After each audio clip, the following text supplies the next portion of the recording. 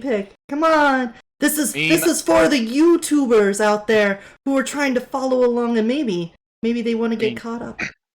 I can do my usual sassy recounting if nobody really cares. Kind of. I'll be honest. I kind of like the random chances of one of us being picked. All right, well, then let's roll a die. Yeah, let's roll a die. Let's All go. right, everyone, roll a d20.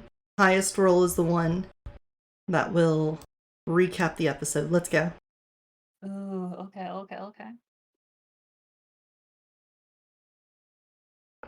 12 from Gemma. Oh, that's like a 14. Hey. And it is going to be Nicholas giving us the rundown. What happened last time in Mages of Pleasant Valley? Well, I believe it started off with God himself trying to throw Gemma down the stairs. No. She was reading into her book that we have since gone over quite a lot, and as she was going down the stairs, she kind of like tripped and caught herself with her magical ninja martial arts abilities. Yep, sounds about right. That's Gemma. Okay. You know, because the power had gone out randomly across the entire town. You know, as it does, apparently. Yeah, that's normal. Normally when the power goes out, it goes out for a lot of people. Yeah. It's the entire town, but we learned about that later on. But while Gemma was trying to break into a lockbox by ripping the lock off of, you know, just straight off with one hand,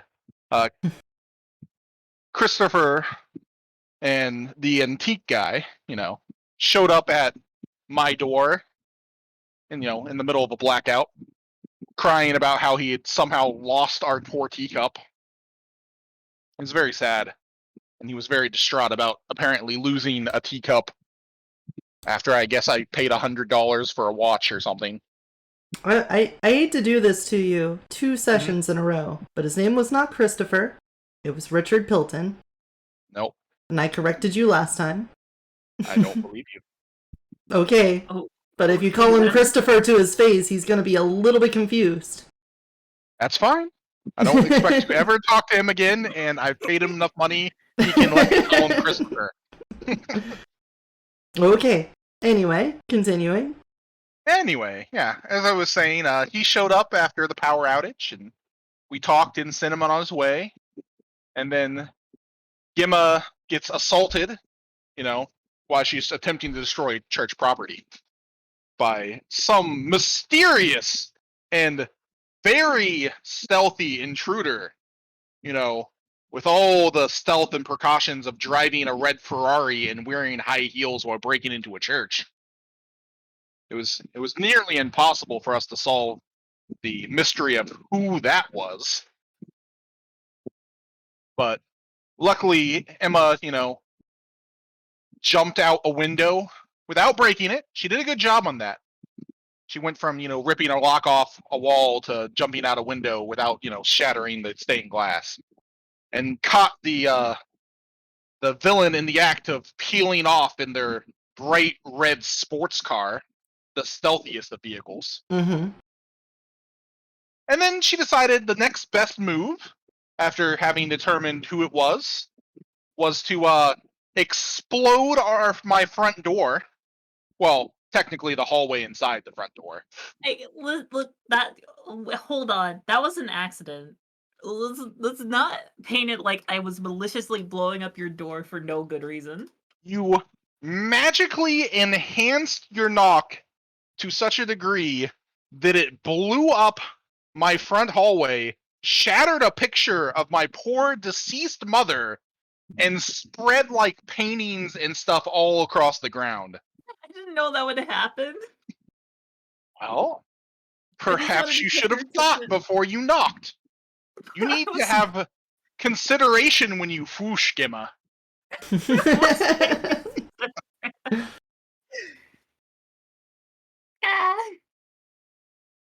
We Of course, have Skimma to. wasn't the only one who apparently was in for breaking and entering. My father, after hearing the story and making Gimma clean everything up, decided our next best bet was to confront Margaret, the bank manager, by breaking into the bank and dragging all of us along at the same time. Mm-hmm. Which I still don't know how none of us are in jail. If this is his idea of a good, like a smart plan. But we did confront her about Teacup, our poor missing, kidnapped Teacup. Did we Yeah. ever come up with a nickname? Was it just Teacup? I think we just I, called him Teacup. I'm just calling them teacup. Yeah. Yeah. So our new pet Teacup was viciously abducted from the church by Margaret, and then Yeah. after breaking and entering into the bank, we finally had our good friend, the baker, Mr. DeLuca, do what he was supposed to do this whole time and be a social character and make some social roles. Hey, an important social encounter finally landed within my grasp. So he, I took advantage. yes, you did. You took advantage and successfully talk food Margaret into letting us keep the teacup, Hawk food. which was fantastic. We didn't immediately then go on any sort of adventures with the teacup, which is sad, but instead we decided to, sleep at the church. And by sleep, I mean you two slept, and Nicholas stayed up reading a book all night. And You some put news. it that way. I say you also practice some reckless flooshing of your own, injecting yourself with magic and chemicals to stay awake. I mean, isn't that what everybody does when they drink coffee in the morning? It is pretty magical. I feel like that's a thing that is not very reckless, especially because I didn't then, I don't know, explode somebody's front room or something. But we had a lovely service and breakfast. And by we, once again, I mean everybody but Nicholas, who detests church and hid in a library the whole time. And then we got together and went over the specifics. I believe that was about how Father Morris is a murderer and murdered a poor woman and then Well, blamed it on demon possession. okay. Well, let's be clear. It doesn't say that. His diary mentions that possessions and the involving of an exorcist. Meanwhile, we found newspaper clippings that contradict this and kind of show Morris kind of leading like a witch hunt against this woman. Yep. So there's We- two contradictory. We found his own personal diary, which said that she was possessed and he hired or brought in a exorcist who Mhm. exorcised her after she went on a killing rampage and murdered a bunch of people in the town. And then hidden underneath a bookshelf, literally underneath, in the floorboards underneath a bookshelf, were basic newspapers saying that he did no such thing, basically. That he started a witch hunt, basically, and didn't say anything about her being possessed or bringing in an exorcist or anything. And why we did that, we got snuck up on by perhaps the loudest priest in all existence. Mm-hmm. Yeah, it's kind of a miracle that even happened. So I blame the dice finally deciding to give us botches that day for the first time ever. Yeah, it was really Yeah. nice. I liked it. But Father Andrews came in, saw Gimma holding up a bookshelf basically by herself, while Anthony ripped up the floorboards and Nicholas spewed papers all over the place. And Anthony once again talk food somebody into not being overly suspicious of us. Somehow. I thought it was a very plausible, reasonable excuse as to what was going on. And so we got out of that pickle. only to immediately get into another pickle as Father Andrews took our poor teacup and sent him through, the dishwasher of doom, which, led to Gemma spiraling into a hellish bout of despair, almost literally hellish, given that she flubbed some magic and saw hell, apparently, to where she went and, dunked her face into some holy water. Yeah. Afterwards, when things were calmed down a little bit, Nicholas went and retrieved her poor book, which had been left all on its own in the middle of, Father Andrew's, what was it, his study, his office? His office. Where, it would have been found and she would have been found out, which is something that, he knew Gemma would not like. So he picked the book up and put it in his pocket. Discovered Teacup wasn't dead, which we all thought at that point was dead, and kind of walked off because he had a call about some crates. And then we had kind of a Benny Hill themed thing where, Nicholas drove home or walked home, and the two others followed after him without, trying to catch up or say something.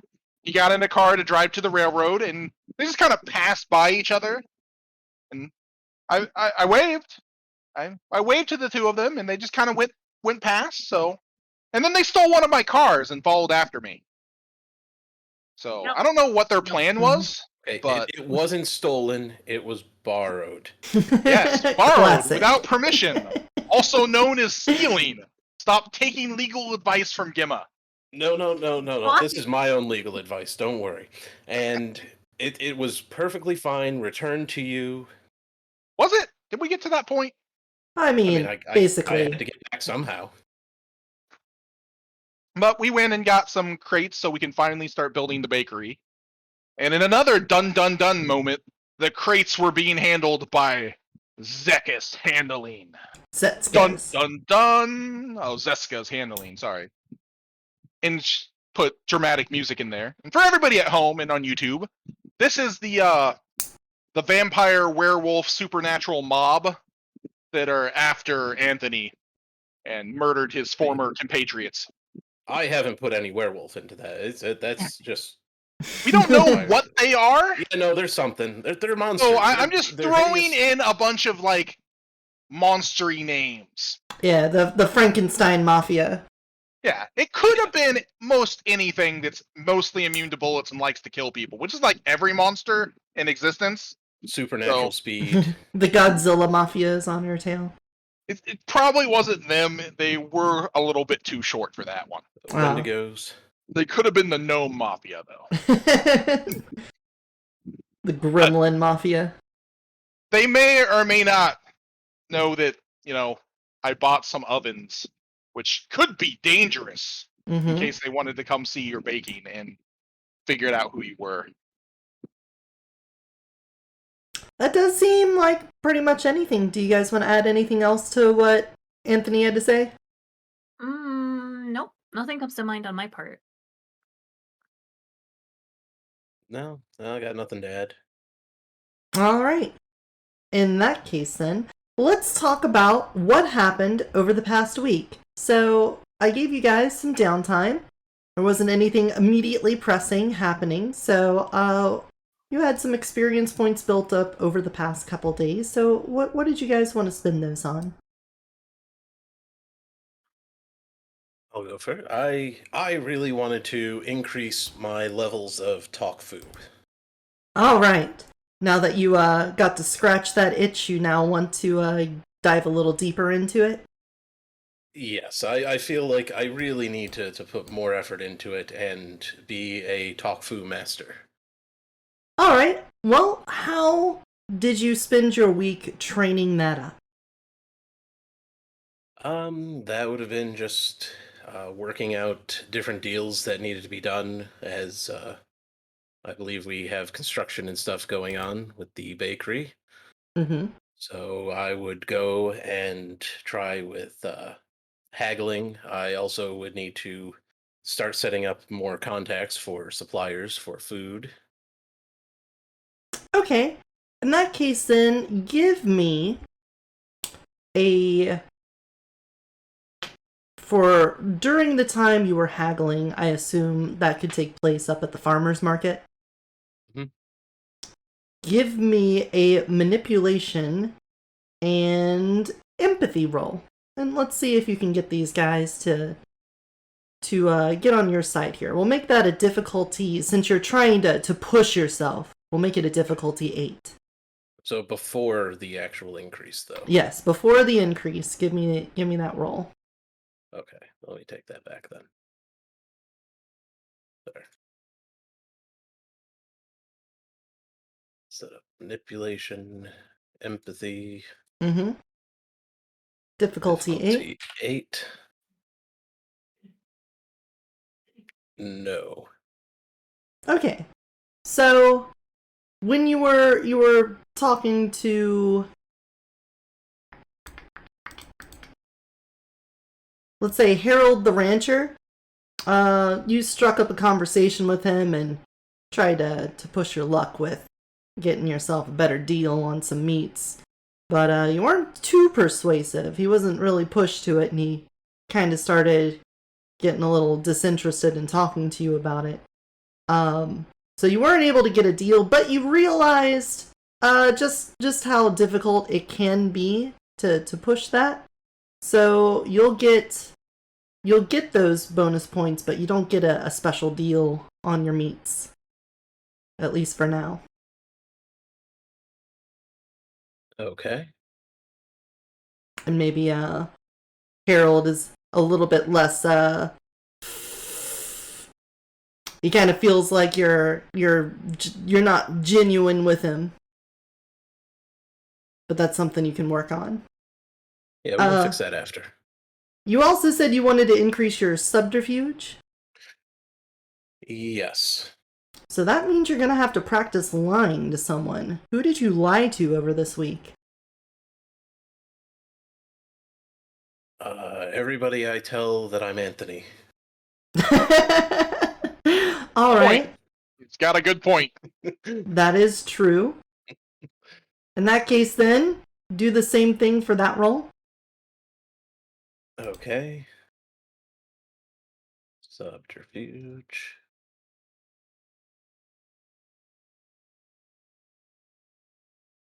Don't mess with me now, dice. Ooh, that's a black box. That's just a fail. Yeah, it's just a fail. It's not a botch and a success. It's just no successes. So, there were a couple of times over this week where, the veneer of Anthony DeLuca became a little bit hazy, or it wasn't so clear that you're Anthony DeLuca. Maybe somebody called out to you while you were, helping the construction crew on setting up the bakery and everything. They're like, Anthony, can you come check this? And it didn't register in your mind at first that, yeah, that's you. And then Anthony. And then you're like, oh, yeah, what is it? Yes, I am Anthony. And perhaps you got a couple raised eyebrows, so you might seem a little bit eccentric to people. However, you've also learned that you need to really beat it into your head. Like maybe when you wake up in the morning and look in the mirror, you go, you are Anthony. You are Anthony. And you learn a little bit more about your own ability to mask yourself. So take that, but also know that you're now seen as a little bit off because of that. I can work on that. That's people forget all about that once they taste my food. All right. Was there anything else you were spending on? No, I think I'm going to hold on to the rest of mine. Okay. Anyone else want to go? I'll go ahead and go next. All right. What did you want to spend on Gemma? I have decided to spend all of my points on 1 dot to unlock Prime, and the other 3 points to put a point into Esoterica. Because that seems neat. I don't know, esoteric seemed cool. Okay. You got a second dot in it? Yeah, second dot esoterica. Okay. So first, let's talk about that second point, esoterica. How did you research that? I think the way that I would go about that is by looking into subjects that are in the book that Josephine gave me and trying to indulge in further research about those subjects. Okay. Spent some time at the library and stuff. Not just the church library, the actual Pleasant Valley. Besides, I was wanting to go to the library anyway to try to figure out some information between that and between that, just kind of bouncing between subjects in that case. Okay. Pursue And some leads and then just do some studying back and forth that way. let's see. Now, I know this is a little advanced knowledge, but Nicholas was also looking to increase his esoteric knowledge. Do you think you would have been research buddies? I don't know, would we? Yes, Gemma. I mean, I would be fine with it, but I don't know if the flying doctor would be. I don't know, is he? I've Well- been nothing but pleasant to you, even after you hit me Oh. twice. You've been pleasant, huh? I saved your book and your teacup. I'd love to see how you treat an actual rival of yours then. I mean, we have Margaret. I Just the problem is she's suppose. way more powerful than us. I see. So it's only that you perceive her as stronger. Okay, I understand. Ah, I get you. do you? Kind of. So I know. mean- We didn't get an answer. I just know that Nicholas, while he would have looked in the library as well, he is more of a person that knows how to use technology, unlike apparently everyone else in this town. So a lot of his research would have been online, perhaps ordering some things in if he needs it. So I Searching. guess that's a no. I mean, if you come up to him while he's in the library and ask for help, sure. But I don't think he would have stayed at the church and did I don't know, a study group with you or something. And I'm taking that as a no then. It's not like I don't know. I don't think Emma would just straight up approach you for it. It would just be like an acknowledgement of like, oh hi, he's there. Anyway. There you go. So it's Gemma's choice not to have my help. Oh no. It's whatever. You're just twisting my actions. Okay. So I'm going to have you make a Wits Esoterica roll. Okay. I will Also, do let's make my this a best. difficulty 8. Yep. I will remove that point of an esoterica for a second. Mm-hmm. Right. And then let's do this. Wits. Esomoterico.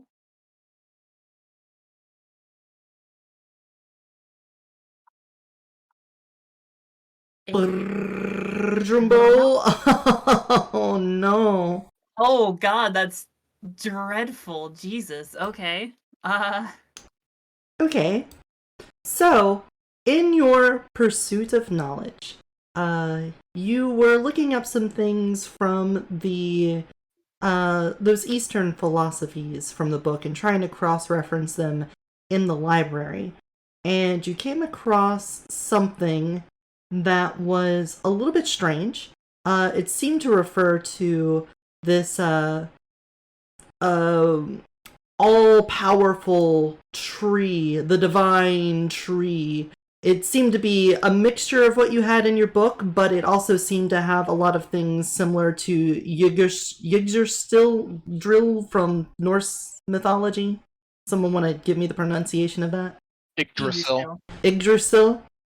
Seems Yeah. like kind of a mix of those things, and just It was in the Penumbral Fates book, is what it was called. You stumbled upon this, and something in it sort of sat in the back of your mind, and it's been eating away at you.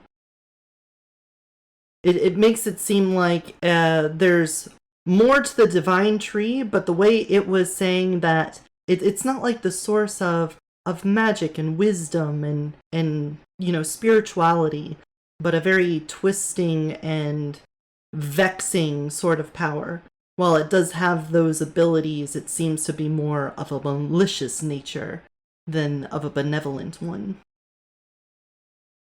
What the heck is this getting at?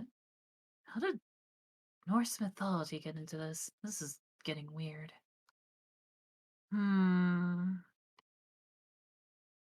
Is there truly a more malicious side to this?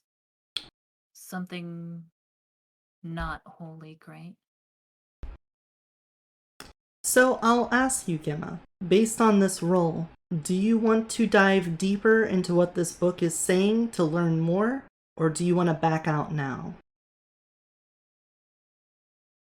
I think at this point, Gemma's curiosity would be piqued and would want to pursue it further. All right.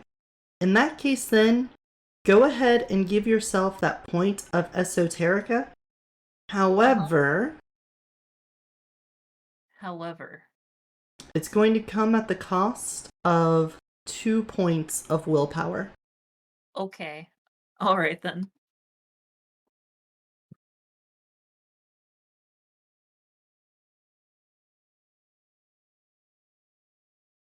Yep. 2 points of willpower. Wait, is that including the ones that I already had? Yeah. Okay. Whatever you've already used, we're going to keep those unrefreshed at the moment, and you're going to lose 2 more. Then we'll worry about finding out how much you guys gain back over the week. Got it. Okay, I guess I'm up to 4 then now. All right. And then you had that 1 point of prime. So during the course of the week when studying the esoterica, how did you fit in learning to sense prime? Well, basically, considering that conversation that I had with Nicholas's father about how it wasn't just me who was able to do this, but, Nicholas, Anthony, Margaret, him, they're,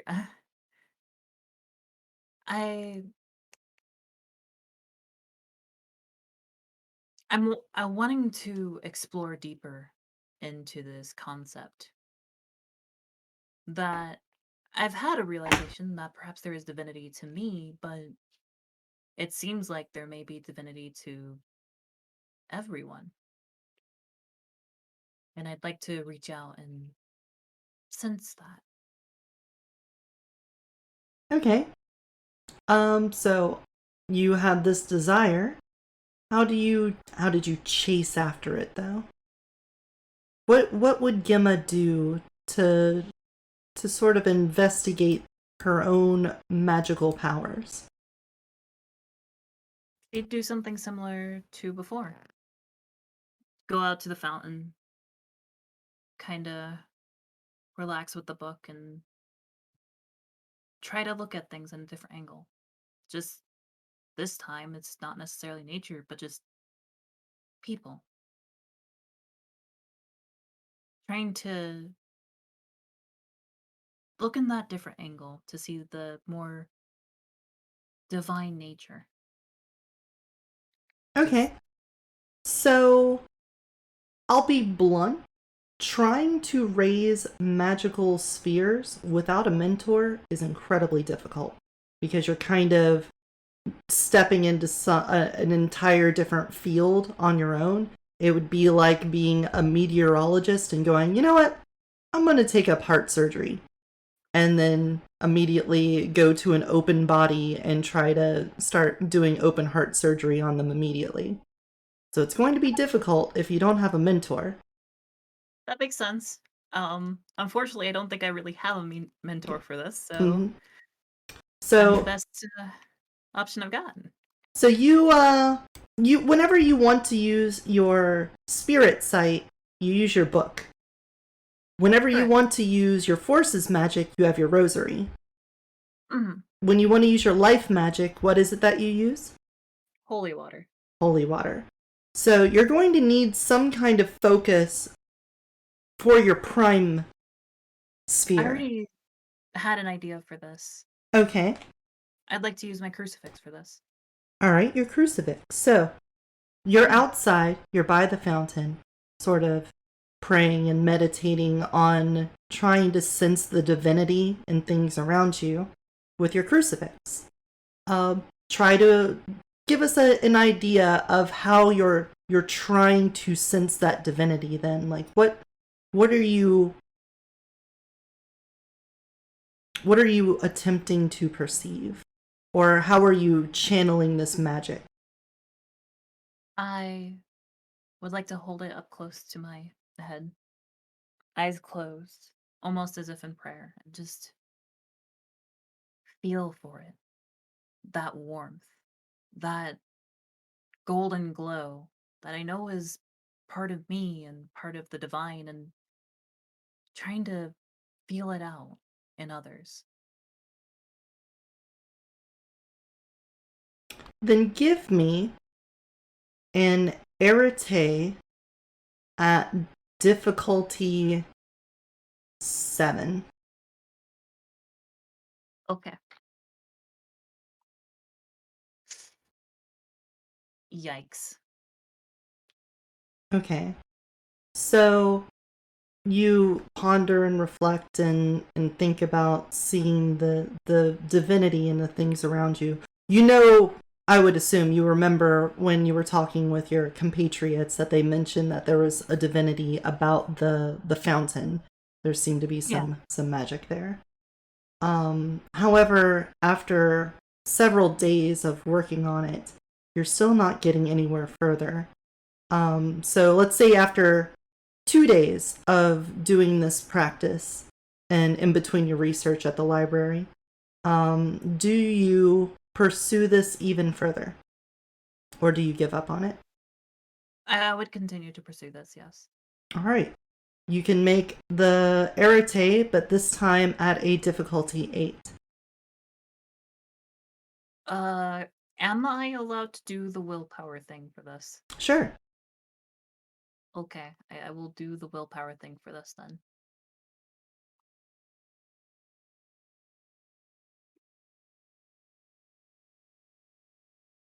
Ah, Well, it'll break even again because of the willpower.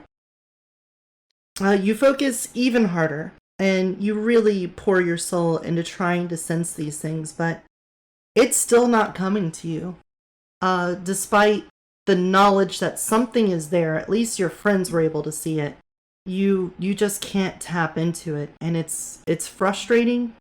And again, as a mage, your ability to affect the world is based off of your own belief, and like not to go Gurren Lagann, but like the belief in your belief. So, this is being a little bit obstructive to it, and it's becoming even more difficult. Gemma, do you want to push even further? it's frustrating. It's something that I know is there. I believe it's there. I just want to see it. Like I'm able to see with other things that Josephine had shown me. I I would want to push on this. Yes. Okay. I just want to make sure earlier when we did the thing with the esoterica, I said you would lose 2 willpower there. If you're marking X's down for it, did you already include those 2? Oh, I put them in under paradox instead. That's my bad. I'll go ahead Okay. and put those. Yeah. That's my bad. There you go. Okay. All right. So, if you want to push even harder, you're going to make an arete difficulty 9 this time. Uh, do I use my last Welcome to the dungeon, point of my new willpower for little this? changeling.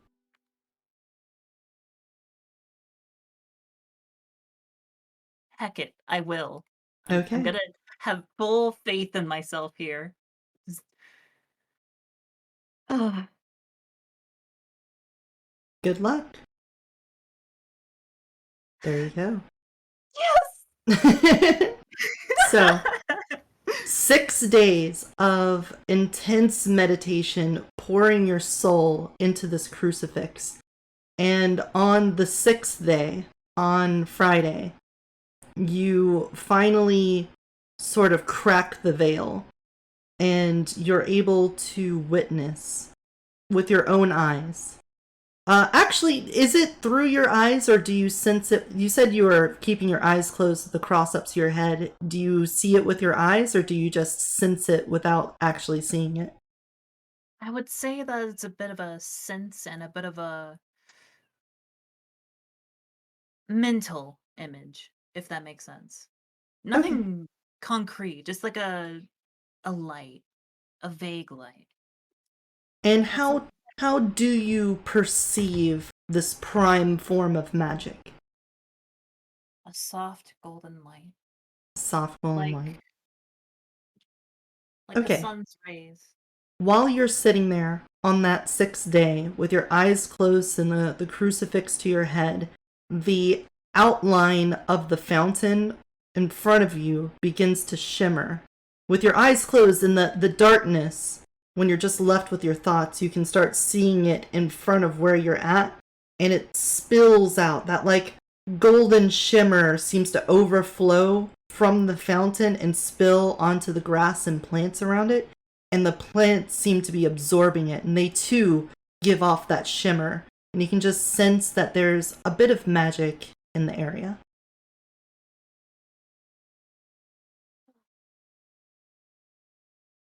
I let out a sigh of relief that at last I can see this, that this thing that I knew was there is now in front of me. It's relieving, really. It's it's relieving because I feel like if I could have lost everything there. I could have started questioning everything, but there it is. Just as I knew.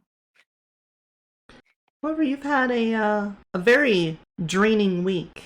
You are emotionally exhausted, to say the least, between having your own beliefs questioned in book form and in your magic practice. So your willpower is going to be a little bit low for today's session because of the events of the past week. That's understandable. All right, now Nicholas Bissett. Hello? Hello. You had some things you wanted to spend points on as well? I mean, kind of a thing. Okay. I was going to grab a few dots myself in Esoterica. Figure with all the magic mumbo jumbo going on Mm. and nobody knowing what's going on, I was gonna do some research. Yeah, get your doctorate in wooshology. And then I was immediately going to get sidetracked because I had no interest in occult, which is actually, background knowledge of stuff. And dive into Esoterica on some alchemy and transhumanism bins that align very well with my interests. All right. So, you said that you were going to be using your computer to do that research? Partially my computer, but yes, looking things up online, maybe ordering some books, going to the library if I need to, but generally leveraging my, my research and science and stuff to do that. Try to leverage my current strengths to improve myself in other ways. All right. Give me, I'm not sure if you've already increased it, but if you have, take it back to what it was and do a Wits Esoterica at difficulty 8 for me. It's going to be really hard with no Esoterica, Yeah. but we shall see. Well, you can push with a willpower as well. Feel like I probably should, but also am not sure. Yeah, I think I'm going to, given how the dice roller is acting today. 0, 0, -1, 0, -1.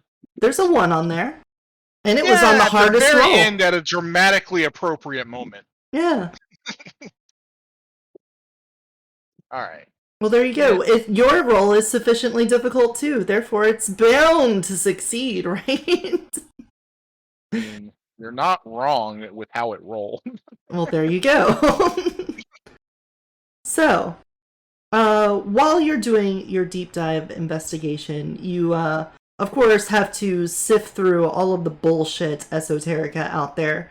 You find yourself looking at things, jumping from legitimate sources to immediately getting hit by things like InfoWars talking about the Illuminati and stuff. So, it's a bit tricky. But you end up finding a few credible sources that seem to point you in the right direction for the basis of a lot of philosophies, things as simple as yoga and how they started and how they get implemented in practice, to some alchemical knowledge from even as far back as the 16th century, 15th century. In there, you find some really good documents on it, and you wind up finding, let's see, you have some technological use. This isn't going to affect the esoterical roll necessarily, but could you also give me a wits technology at difficulty 7?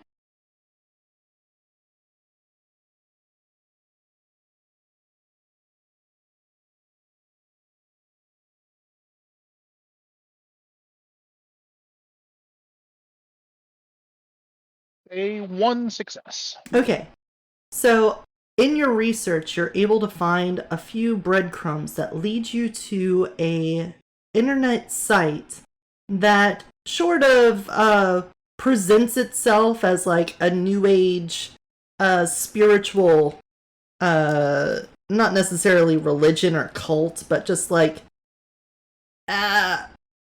almost like a Facebook group, but it's its own site.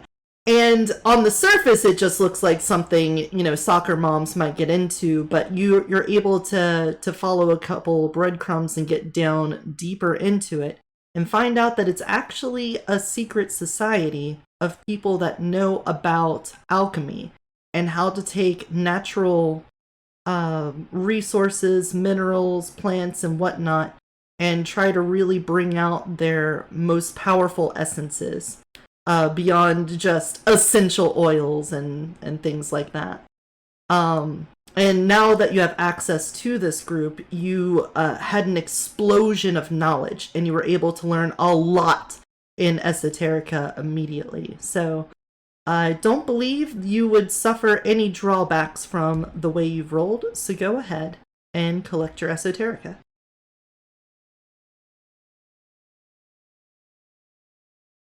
Oh, that wasn't hard. All I had to do is go to momsforalchemy.com. And I guess you can use that as a resource for alchemy in the future. Alchemical moms. All right, anything else you guys wanted to spend doing over the break? I know you guys were setting up the bakery. But bakery. I was going to have a client come in because I need to have that happen every once in a while. Right. To keep your reputation and your resources up, why don't you go ahead and give us a dexterity? Oh, let me do a quick roll here. Okay. This person was an actress in a B-rate Hollywood movie, and there was an accident on set that led to her getting a pretty nasty burn on her shoulder. And despite it being relatively easy to cover up, she needed to get a little cosmetic surgery for it. Would you roll a dexterity medicine at difficulty 7? Dexterity, some medicine. My possibly best roll I can do. Mm-hmm. 7. And Wow. since that falls into my specialty, though, Yeah, that it does counts as count 2. as 2. I'm just So, it's like yeah. 6. I really didn't want you to get it. But you did. 2 successes. But I did. You did. Thankfully. She 2 is pretty good. the surgery, you recognized that the superficial problems with the burn, you were able to get those squared away pretty fine. All you had to do is blah blah blah medicine thing. However, the nerve Go ahead. Oh yes, I was gonna say, can I also do blah blah blah life magic as I'm doing this? As it's kind of part of my practice.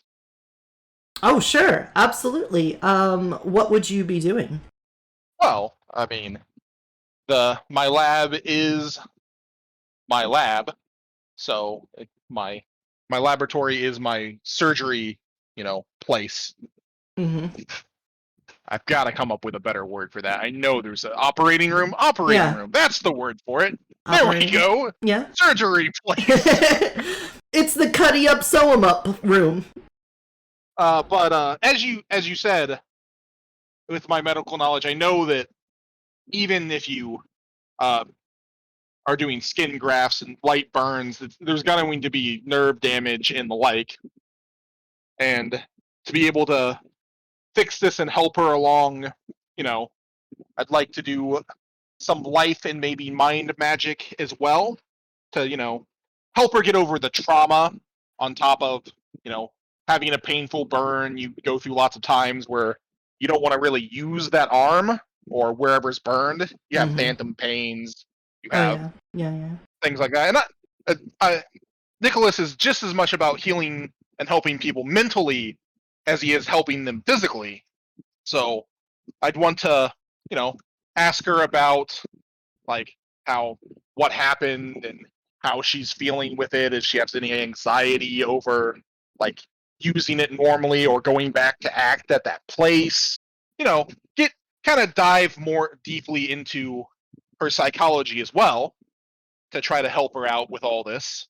Why set up, getting my operating room set up, the medicines, not the therapy, but the rehab afterwards, like little exercises you can do to make her feel more comfortable with it afterwards, to speed along recovery and the like. So right. I'd want to spend some time and probably a quintessence to to make 1 or 2 life and mind rolls to help heal her along as well with the surgery. All right. So with the life roll, I believe just the fixing up of the body, not the mind in this case. I think that would be 2 separate castings.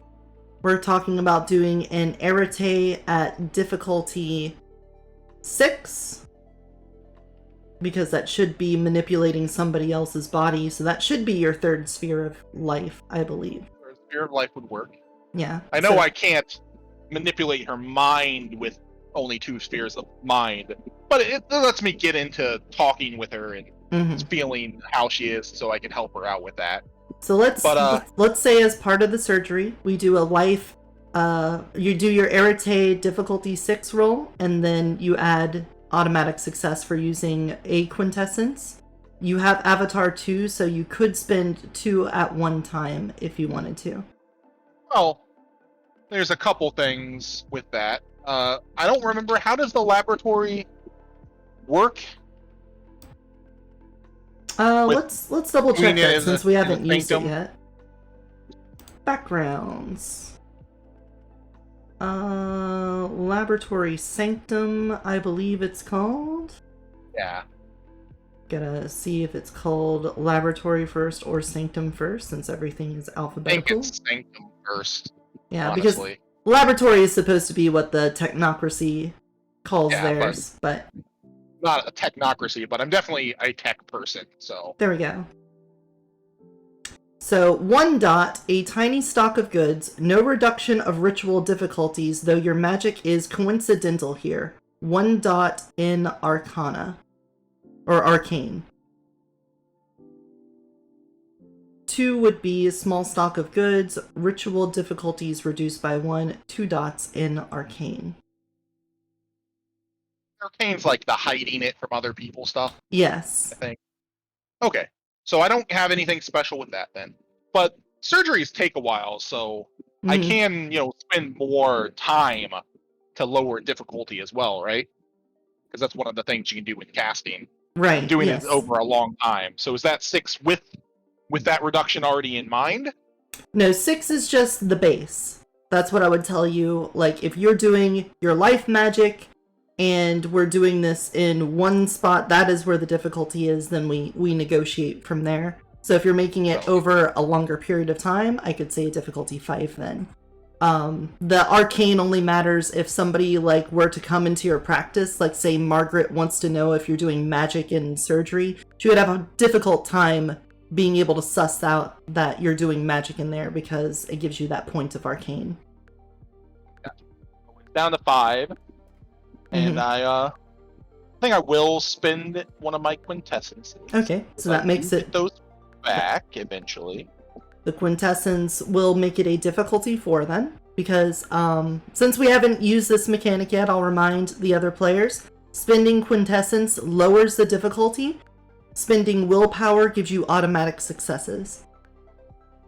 So, for example, if he had spent, let's say that last roll on the surgery was a magic roll, he had 4 6s and a 10. If he had been able to spend a quintessence on that, that would have been the difference between having 1 success and 5 successes. Whereas if you spend a willpower, it would have just been 1 more success for 2. So it's possible that spending quintessence can give you huge gains. Or if the dice just don't roll anywhere close to the difficulty, it might not affect it at all. Also, since Arete is by nature very small dice pool. Mm-hmm. It does help. However, you did get a 2 on here. I did get 2 successes on this. So with 2 successes, you're able to use, with your life magic, that is your like syringes and your medical supplies, right? It's my doctor's kit of stuff. Yeah. Which I'd be using anyway, even if I wasn't casting magic in this situation, which is kind of the point. So over the course, let's say it was a several hours long surgery, you spread this out and you use a little bit of magic here and there. When you notice damaged nerves, you can sense where the damage is done even without visually seeing it, since it's, subdermal. And you're able to apply your magic to make things that you're using throughout the surgery that much more effective. And by the end of it, despite having quite a nasty 3rd degree burn that probably would have been, quite a career, not career ender, but it may have made it difficult for her to get some work after that without having to specifically cover it up in every scene. It looks almost entirely fixed. There's just a slight bit of discoloration on the skin. Now, as for the mind magic, you just want to be able to read her sort of surface level thoughts as you're doing some diagnosis. I can't manipulate her thoughts with 2. That's only my own. Yeah, but you can. But yeah, you can sense surface level thoughts. Basically, I want to make sure she's actually telling me the truth and how she actually feels about these things, so I can, help her through the process and stuff like that. So. Okay, then give me. It would be an Arete roll at difficulty 5. Okay, and I'm just gonna spend my other quintessence on that because that's what it's here for. All right, make it a difficulty 4 then. And then, once again, these sort of things is a long procedure.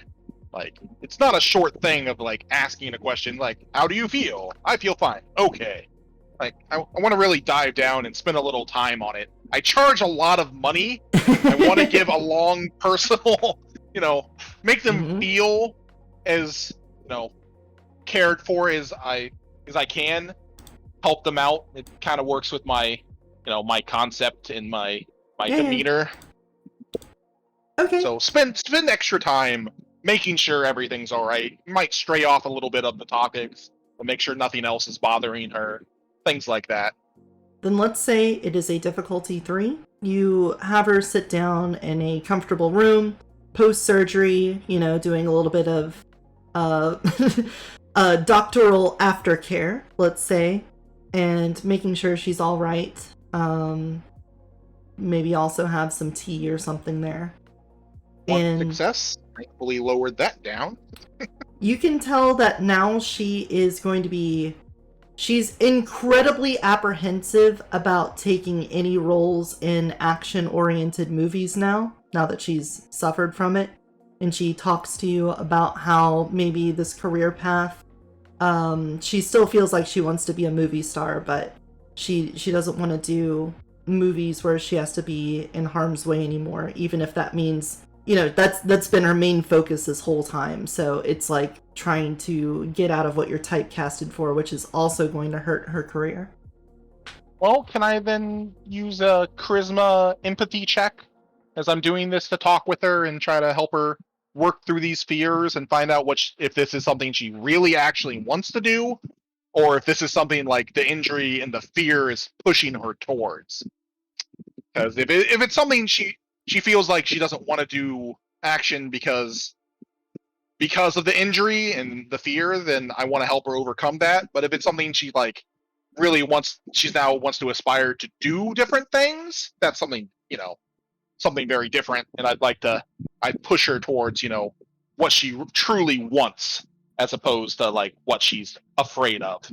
Yeah, give me that charisma empathy roll. Let's make it only a difficulty 6 though, because you've now got a lot of knowledge about her, so it's pretty straightforward. Ow. Thank you for the stack of money, Kiana. Hey, no problem. It's weighing my head down.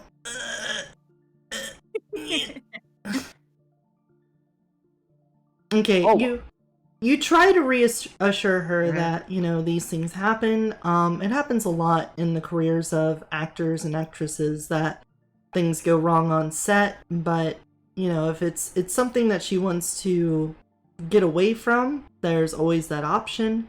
But if she wants to stick with it, you think that, just being more cautious on set might help her out. But she doesn't seem reassured one way or another. And she just seems kind of... Then, knowing that it is a personal thing and hearing her thoughts and the like on it, how long into the week is this? How much extra free time do I have? Do I need to try to set up an appointment or recommend her to another person? I think at this point in your professional career, I think you would know she needs to speak specifically to a therapist about this. Okay. So then I will go with that and let her know that I understand, and it's it's a very difficult decision, and it's just been a very it's very recent, and so I'll try to set her up with someone good in the field that I'd probably have contacts with at this point. All right. After that interaction, she thanks you, profusely. You did way more than she thought you would ever be able to do for her skin tissue. So she says that she's going to refer you if anyone else has any problems, and make sure people know about your quaint little practice here in Pleasant Valley. Very much, and send her on her way with some low-fat things that I had Anthony make for us.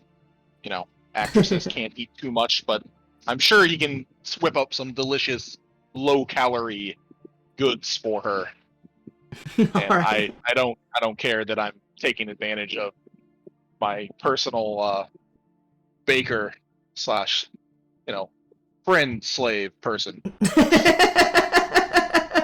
Friend slave.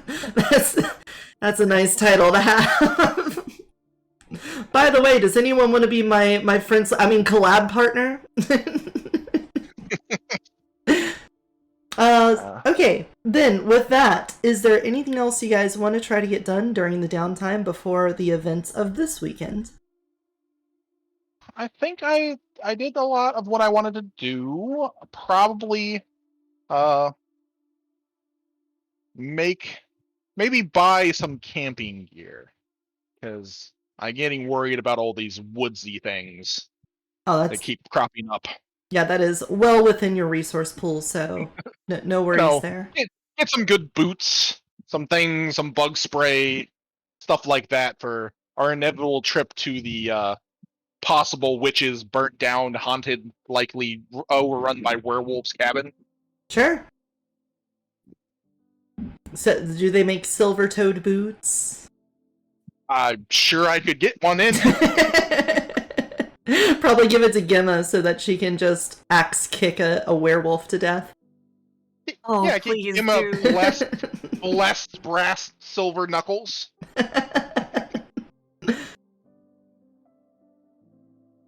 All right. It seems like everyone's got their stuff done. I would say for Crusader, or for Anthony and for Nicholas, you guys, Anthony, if you did spend any of your willpower, you should get it all back. None of your rolls were so terrible or willpower driven. For Nicholas, you were probably exhausted just from the one day of surgery. Otherwise, I would say you could get 5 willpower, and I don't even think you have that much of a pool left. No, I didn't spend 5, so. Yeah. And Gemma, you had a particularly emotionally exhausting week in your downtime, so I would say you only got 1 good night's rest on that last day when you finally had your breakthrough, so recover 1 willpower. Okay, I'll do that, and then I also wait. How do I actually recover willpower? Just Okay. get Just rid of click that on the X. previous Oh, box. okay, I see. Also, what about paradox? Does that just stay there, or? It takes quite a while to get rid of paradox naturally. Its fall off see. takes a bit. I can look that up too. However, I think it's more than a week for a single dot of paradox to go away. I could be wrong, but let's double check it since this is still the beginning and there's quite a few rules. Yep. Yeah. That's tabletop gaming for you. And we'll be better as we go along. Paradox flaw, paradox effects. It's like 500. Okay.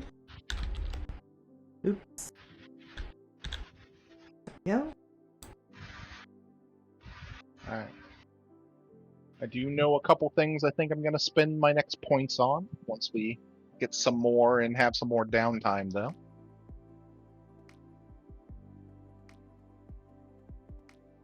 Quiet. Mindscapes. Lots of punishments for it.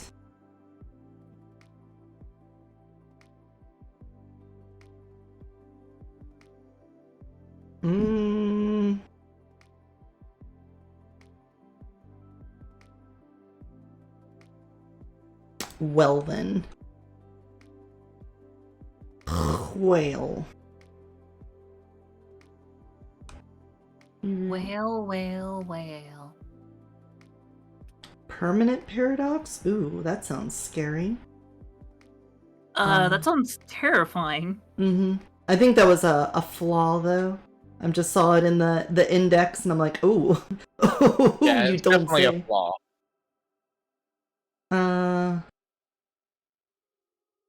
Let's try 616. Sorry, I missed it. What are we looking up for paradox? The fall how off quick it goes away. on Oh. its own. Okay. I'm trying to. I know it is over a long time because getting It's page 549. Looks like Shedding Paradox in chapter 10. Thank you. Shedding Paradox. Under generate small, bleed them off simply as a matter of course. If it's below 5 points, then these energies simply fade back into the world at a large rate of 1 point per week. Okay, never mind. As long as it's under 5, it's 1 point per week. So I guess it's worse when it's over that. So you may remove 1 point of Paradox. Okay. There we go. What about Quintessence, though? Does that ever recover, or is it just like a... Quintessence you recover daily if you have the avatar background. So let me look at your sheet here.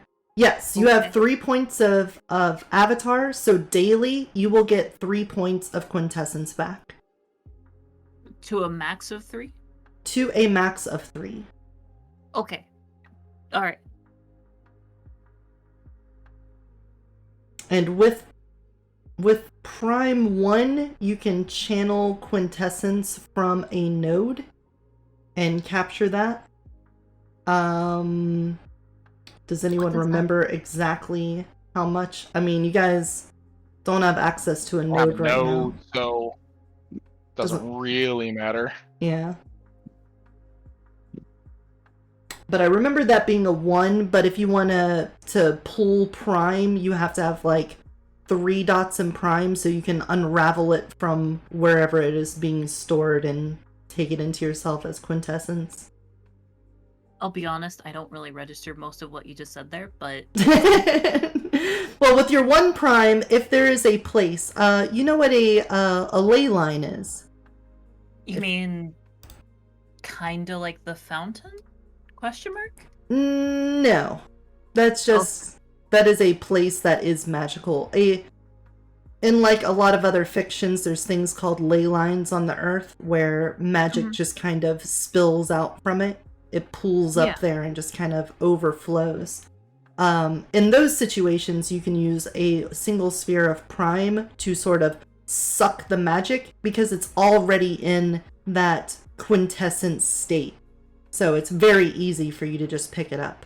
But if you have Prime 3, then you can take something magical like the fountain and then just sort of unravel the magic and then suck it up so that you can turn it into quintessence and use it. I see. So if I ever find a ley line, I'll just give the earth a good suck. Got it. Yeah, you gotta to suck so that you can do magical swooshing. Yeah, gotta whoosh. Sure's got a poosh. Yeah. All right, and with that, let's we'll reach the end of the week. It's now Saturday. A glorious. It's ladies and gentlemen, the weekend.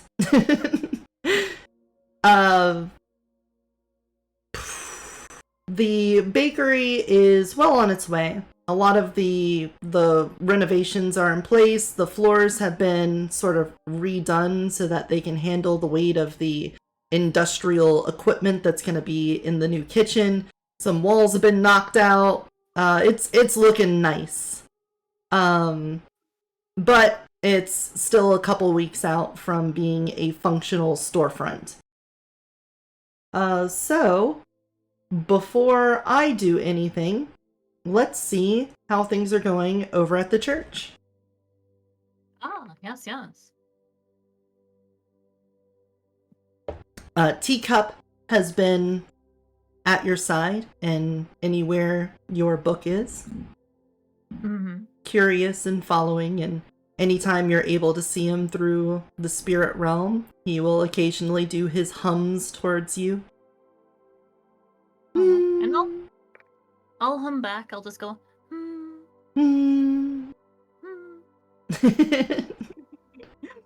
It's the equivalent of like whenever you have a cat and it meows and meows back. Yep.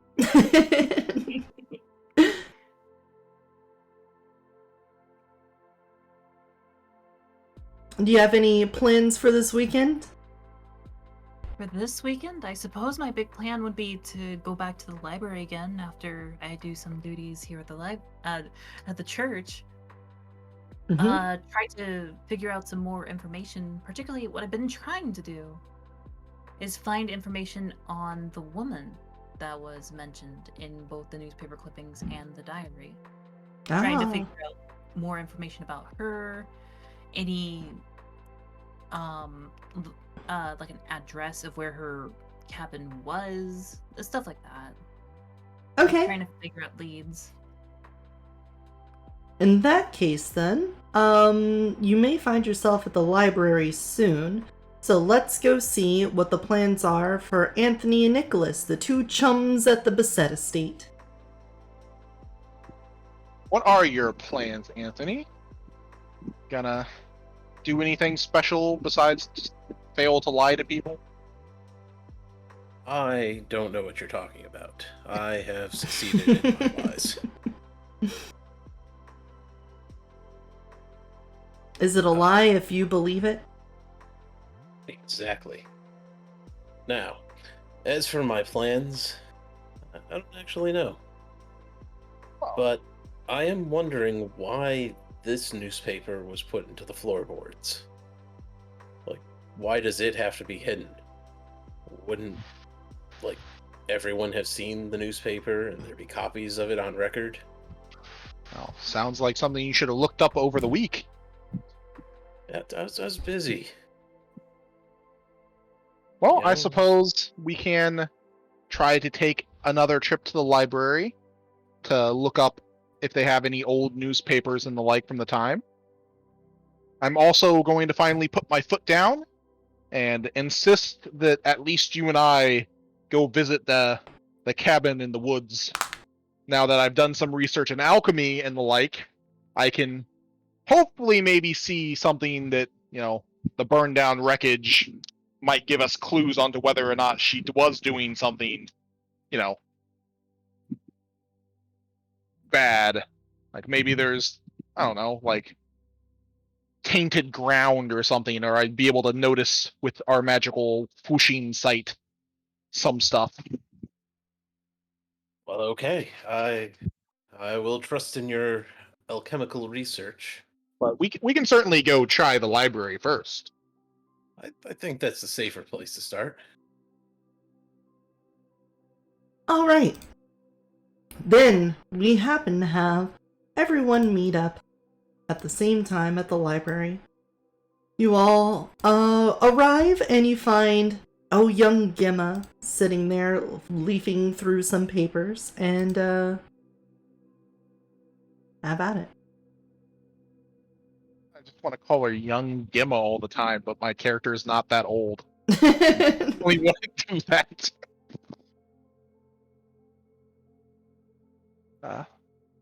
I will do what I've always done, and when you really need to know something, I'm gonna go ask a librarian. There is a older lady there with spectacles on a little chain. She is typing away, trying to index books. They had some returns, and she's trying to get everything put on a cart, ready to be put back on the shelves. Yes, can I help you? Yes, I was wondering if your library kept old newspapers, specifically ones from. How long ago did you say it was? Like 60? We have what were the newspaper clippings we So had? look at the date on Yeah. the newspaper. It was only the early 1910s. It wasn't So that long ago, but over 100 specifically years. around the dates of these newspapers that we have. Oh, well, you could go and look. We do have this section in the side of the library where you can find our old clippings from the original paper that was here, the Pleasant Valley Post. However, I have to warn you that there are a lot of editions missing from around that time. Horrible, tragic fire, and we lost a lot. But feel free to take a look and see if you can find what you're looking for. All right, I shall go do so, and once again be vindicated in my feelings about the not so good father and now assume he's also an arsonist.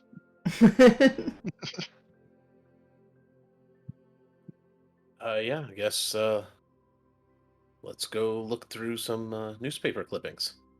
All That right, be- guys. A research roll? It is going to be a research roll. Let's use those wits about you.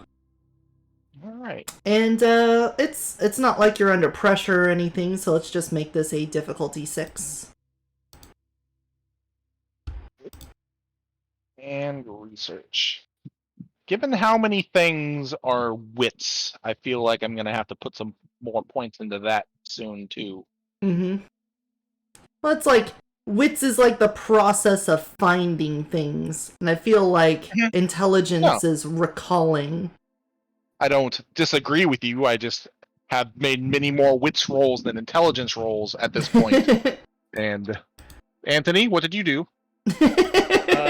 I got distracted with a comic book, I guess. Yeah, we're searching for information on it. Yeah, but did you see the peanuts in this episode? Oh my god. Did you say difficulty 5, right? I said 6. 6. So base. Gotcha. You're not under pressure, but it is a small town library and they probably don't have a lot of good tools. Despite Anthony getting a little distracted and sometimes pointing you in the wrong direction, you're able to go over a lot of their documents, and you do find little articles here and there talking about the church at the time, and you're able to see, Father Morris's name pop up. Oh, we had like a wedding, there were obituaries, the church is brought up, so at least those newspaper clippings seem to be from about that time. However, it's true that there's about a 1-year span right where the witch, let's call them the witch hunt, took place, where there are no articles left. There's like not found between 1915 and 1916. There's just no articles on document. Curiouser and curiouser. Are there any afterwards about, the father or anything? Oh yeah, he shows up in plenty of articles afterwards. Again, it's things like, special events, weddings, Valentine's. Occasionally there's something going on at the church and Father Morris is brought up, and then depending on how lengthy your research takes you, a couple decades down the line, Father Morris's eventual funeral and passing, and an entire section taken out on how he was such a great man and a founding keystone member of the Pleasant Valley community, and how deeply he'll be missed. Is there anything at all before or after about Henrietta? Henrietta does not seem to show up in any headlines, which makes it hard for her to find. There is it's like a microfilm system. Mm-hmm. I think that's what they usually do for newspapers. So it's not like you can search for her specifically without reading every single article. But you can, just glancing at headlines, you're not seeing anything. Nothing like, if I go back to see if there's a birth for her? Yeah, you could go back and search quickly-ish through the births in town to see if she was born here anytime, or if she predated the newspapers or whatnot. Based on the information you have, it's kind of hard to give a specific date you would be looking for. You didn't really get this was a young lady that was in his journal, so there's quite a large amount of time that could be. So no, you don't find anything on her birth necessarily. However, in 1912, 3 years before this blackout period, there is a mention that there was a cave-in at the mine. It wasn't major. There wasn't anyone killed. However, somebody was injured, and Henrietta was on site at the time to render first aid before any other responders had showed up. And several of the miners there, she was not pictured in an article, but a couple of the people there mentioned that she was there. She gave a little bit of aid, and then went about before the authorities showed up. Gotcha. Interesting to know. Is that Marvel or DC, Anthony? Your life may depend on your answer. Well, it's going to be DC. Oh, that is a choice. So, Gemma, you said you were also looking for information on Henrietta. What was your avenue of research for that? That is correct. I was thinking of trying to pursue birth records, mostly documentation. Like, records, address, stuff like that. Okay. You should also give us a similar check on wits and research at difficulty 6. Wait, hold on. I have a... Would knowledge of literature help me? Literature? No, because you're talking about documents. Literature is stories and storytelling. I felt like I had to try. Okay. Wits research. Same DC? 6? Yep, 6. Okay. There we go. I got a 3. Nice. So you're able to go through some, in the early years of the telephone, there were operators, so the telephone books didn't start until later, so we weren't able to find some good information on her there. In addition to that, the birth records were not so complete. It didn't seem like the hospital was keeping track of a lot of that information for a while, or at least not doing a clerical doing their clerical job well. But that did end up getting you closer to what Nicholas was finding in the newspaper section. And you end up bumping into him over there as you start looking for information on births and deaths around that time. Nicholas. Hello. What brings you here? Oh, just doing some research on Henrietta. Oh, interesting. I was doing the same. How fascinating. Yes. Yeah, no, it's very, very interesting research here. Yes. It seems somebody or something caused a fire right about the time that the newspapers would be mentioning all the events that are in these copies we found under that bookshelf. A fire, you say? Yes, terrible thing, No. apparently. Destroyed almost everything they had. That sounds somewhat suspicious. I was looking through records on Henrietta, but didn't prove to show too much. Well, I believe Anthony and I are about to go on a bit of a trip out to her old cabin. You found the location of it?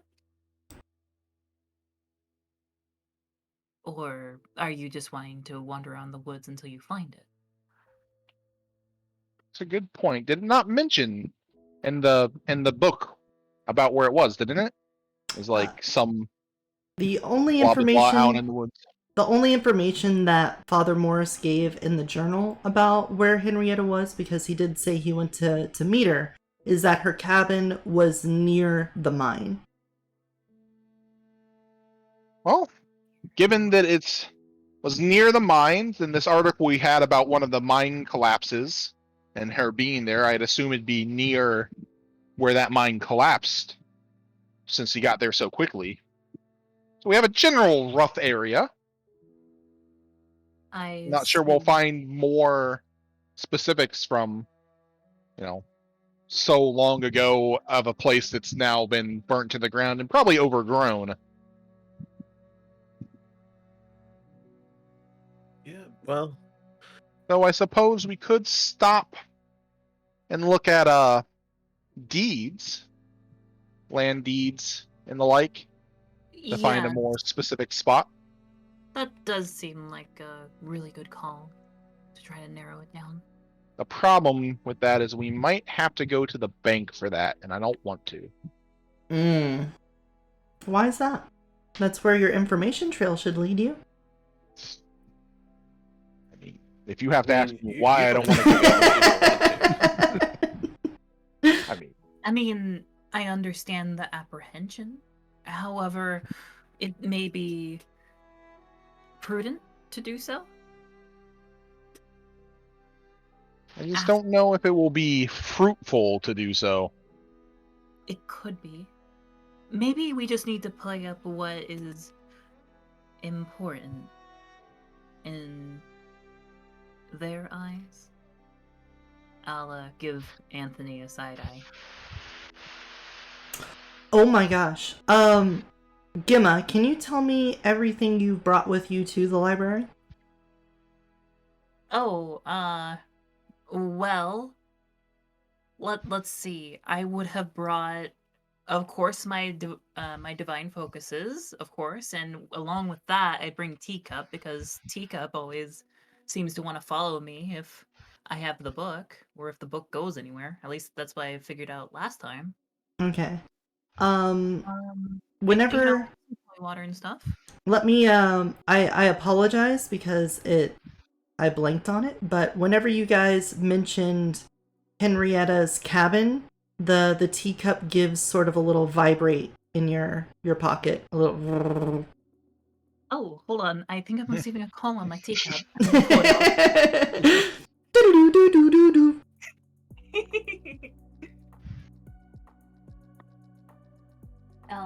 I'll pull out Teacup and I'll go, "Hi, little buddy, what's up?" And it just sits there. It just sits there? Okay. I'll set it down. See if it does anything. Okay. I've only seen this in movies, so the literal librarian in the PC group here can correct me, but when you're looking at the microfilm, it's usually with like a computer. Usually like it's not a computer, it's got a projector specifically for them. Okay. Well, when you started talking about Henrietta's cabin and you were looking for information on it, it vibrated, you pulled it out, and it just sort of turned, like if the handle on the cup was the back of the cup, you can see it had turned to look at the film where it's being projected. Oh, they can be different versions, but it's kind of like a combination monitor and like a microscope thing. So you would be able to turn and look at it, but it just depends on how it is. They're kind of weird looking. Okay. Then however it works in everybody's head here, that's how it's working. Okay. I'm glad that hashed out. But yes, it's like it's looking at the projection of the film with you guys. Huh. I think we need to start scrolling. Yeah, I think so. Sure. I'll go ahead and start operating this device. No? I will not let you. Do you know how to use this? Maybe? You want to make a roll for me? I don't believe you. I mean, I'm not lying. I will continue operating the device that I've been sitting at this entire time. Okay. As you're So I operating it, will. like I said, occasionally there's mentions of the church and Father Morris, and whenever his name shows up in a headline, big and bold, the teacup turns away from it and just sort of, stops looking at the projector. What happens if I pull up the one article I found with Henrietta? About her helping in the mine. Mm-hmm. Anything Um, special there? Yeah, he'll just sit there and look up at it. Kind of waddles closer to the projector, but that's about it.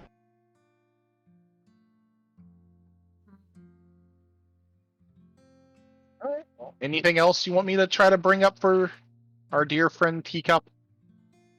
Besides the fact that he doesn't like the not so good father. You happen to see any headlines about anything going on in the forest?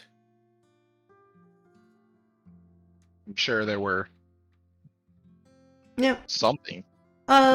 During your research, you would have known that the mine operators, whenever they were sensing that the mines were getting low, tried to find other places that they could open up to possibly find more.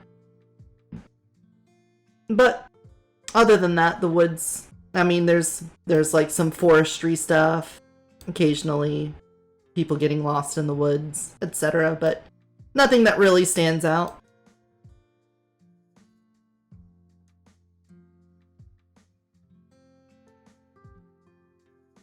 I was thinking maybe one of those articles was about an area that was near the cabin. Maybe the teacup would respond. I don't really have other ideas. Nah, it doesn't seem like the teacup responds to anything other than Father Morris and then that one article about Henrietta after hearing her name brought up in conversation. So I guess we're just gonna have to go wander around in the woods a bit. I suppose so. Can't help but feel that there's a little bit more to this, but oh well. Nothing's really grabbing my attention. Well, it's a good thing I got supplies then. What kind of supplies? Have you ever been out in the woods? Well, I've been in a park a few times. So not actual wilderness then. No, not. Well then, you'll probably want to put on clothes you don't mind getting torn up and have good sturdy walking boots. Are you suggesting I wear something other than my habit? Do you want your habit to get covered in burrs and insects and thorns? I mean, the only other clothes I own are pajamas. Habit it is Oh. then. I mean, how many habits do you have? A lot of good ones and a lot of bad ones. I can just buy you a long sleeve shirt with a cross on it. Well, I'm not sure about that. I haven't worn anything else since I was very little. Just because going out into the woods, it's very likely that it will get ruined. What sort of shoes is she wearing? Oh, they're kind of like, simple kind of like slip-ons kind of things. I mean, Yep. we Definitely can need to always get her go new to shoes then. the thrift shop there. I mean, Get some clothes. There's probably a thrift shop. There's likely some sort of old army outfitter or something like that. One of those Salvation Army places that you'll have all sorts of leftover equipment and stuff. Sure. Likely. Sounds good to me. Go on a shopping spree for Gimma. Only this time, not for cool clothes, just, stuff that she isn't gonna get eaten alive by wearing. I suppose so. Hmm. Oh, very well. Yeah. You have any more business here at the library at the moment? No, I'm good. Actually, hold on. I do have one quick question for either of you. Hmm? Have either of you heard of Yggdrasil? Well, that's got to be a roll. Yep, that's gonna be some. That would be a cult, wouldn't it? Oh, have it that. would not be a cult. It'd be cosmology. Yggdrasil is a religion, not a hidden like occult thing. Ah, yeah. Oh, then I don't have it. I think it would also be kind of like, I don't know. I feel like there'd be a few things it could be. Well, if you're asking about have we heard of Yggdrasil, I mean, it could also be like pop culture or something because Yeah, I was comic books and thinking the like. that. True. True. There is a lot of Thor stuff, and So- we That's know where it Anthony's goes then. interested in But- comic books. I think I that's know. where it kind of goes into the occult category. It just depends on what we're trying to say we know about it. Okay, in that case then, you guys can give me an intelligence and then either a cosmology or occult. Yeah, whichever of those two is the highest. You can go for either one of those. One either based off of the actual religious side of things or more for the pop culture side of things. I have neither of those, so This, I don't know this how- is this is going to be an amazing roll, okay? Well, does this game even allow unskilled rolls? I think so.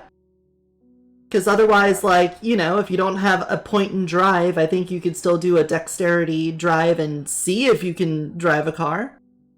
What's the difficulty you said? 6? Oh, yeah, let's just make it a 6. That's fine. Just see if you can recollect Yggdrasil. I have heard of it, Oh. yes. Apparently, all of my dice are successes. Nice. Very nice. Yeah, you were literally just looking at a Thor comic book while you were in the library. Like, yeah, Nope. you mean this. Yeah, all the information's right here in this comic. Excuse me? What do you mean comic? Yeah, right here, see? Can I see what yeah. It's, he's reading? Man, don't shoot me if I'm wrong here, but sure, let's say, you know, Thor's talking about how frost giants were gonna attack their giant tree. I mean, there's definitely gonna be something where it discusses Yggdrasil and the 9 realms and yeah. stuff like that. You see. This is why I was really distracted earlier, is I was doing future research. Oh, I see. Do you mind lending me that comic for a bit? I mean, it belongs to the library. Oh, I mean, I can check it out, right? Probably. How about library card? I'd probably have a library card here by now, right? I mean, libraries are my thing. They're like my biggest hobby. Makes sense to me. Yeah. Yeah, Then yeah. you should know if you can take it out or not. I don't know. Yeah. I'll check it out. I'll check it out. I only got one success, so I can basically just say, yeah, it's part of Norse mythology, and that's about that at this point. Norse barbarians? Interesting.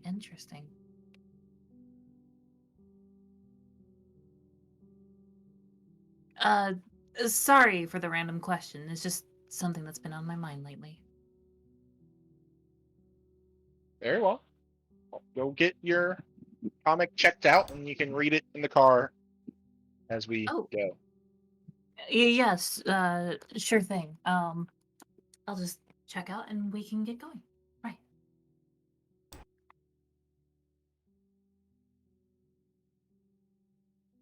All right.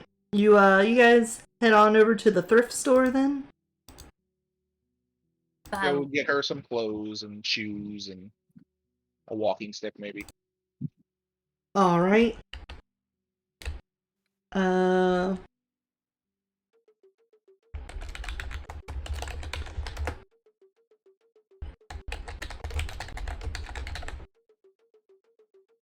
Okay, you enter the thrift store. A little ding as the bell rings above the door, and this larger, older woman goes, "Oh, hello! How are you doing? Welcome to my store. What can I do for you? What are you looking for?" I believe we just need some clothes, maybe some hiking equipment. Oh, you're going out into the Lady here. woods? Yeah, seems like a nice day for it. Oh, it is a wonderful day for it. Oh, we've got plenty of shoes over here. We've got some plenty left over. Let me see you. Do you know what size you're looking for? Look over at Gemma. Yep.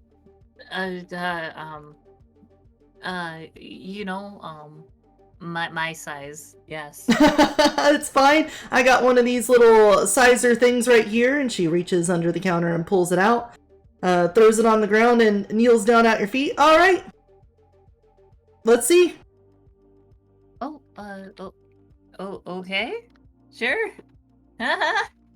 Take your foot out, and she places it on the little slider and shapes it up, and oh yeah, you're blah blah blah size. Let me see what I can get for you. So do you need a above the ankle? How tall is this? You're going deep into the woods, or is it just something comfortable while you're out camping? Possibly deep into the woods as well. So something sturdy, so she won't roll an ankle. Oh, absolutely, absolutely. Let me go see what I can get. Hey, I won't roll an ankle. I assure you, it's not that big of a deal. And she comes back with some large, they almost look like combat boots. They got a little bit of a camouflage on the side. Yeah, we had a couple people return these. They wanted to go deer hunting, but they ended up being a little bit too small for them, but it might be just right for you. Oh, let me try them on then, yes. Mm-hmm. It is a great time of the year for walks since it's not quite deer hunting season, so you don't have to worry about going out there and bumping into anyone in an orange vest and a rifle. Nice and quiet and pleasant without those gunshots ringing out. No offense, though, if you are a hunter. I'm not saying anything ill about it. I just know it's more pleasant this time of year. I see. I suppose we wouldn't want to go walking around whenever, something like that is happening. Don't want to accidentally get shot. Absolutely. Now, I do have to ask, though, are you staying there after dark? Well... Because you've heard the stories, right? We've heard little things, but what I've do heard you strange mean? reports, but not stories. Ooh, oh, I've heard several ghost stories from the hunters around these parts. They always say if you're out there after dark, you can hear some spooky sounds. Like what? No, they say it sounds like crying. I've heard one or two say it was just a cougar, but others say it couldn't sound anything like that. They usually sound like someone yelling or screaming, but they said they heard wailing, like crying out there. But I think it just lets their imagination get to them. But, one person tells a story and it's a story. 3 people say a story and it becomes somewhat of a rumor. It starts getting a little weight to it. But you'll never catch me wandering out there in the dark. That is just not my cup of tea, so to say.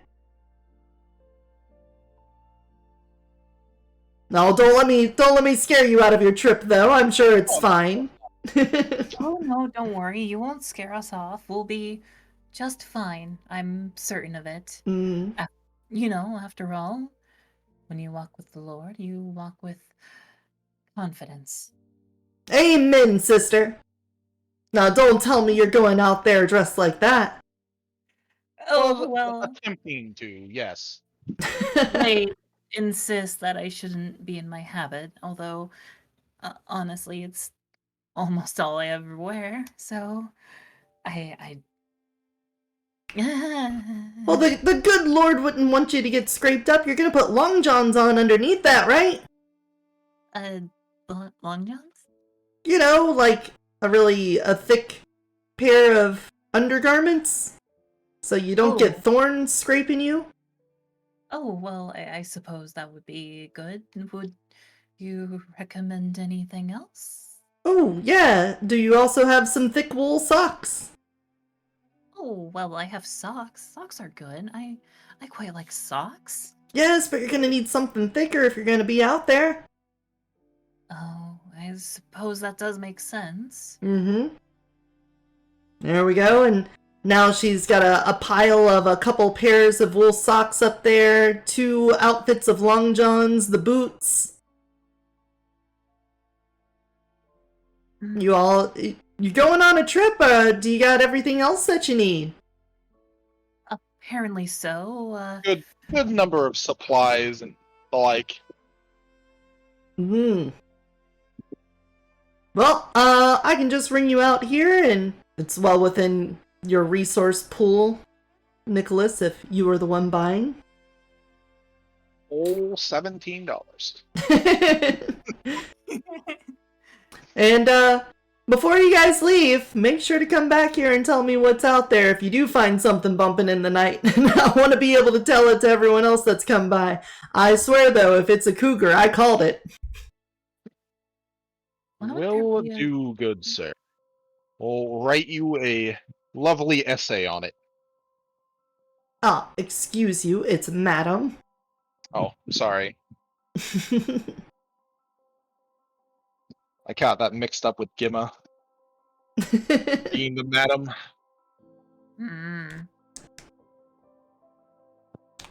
Well, thank you so much for your patronage, and I hope you have a wonderful day.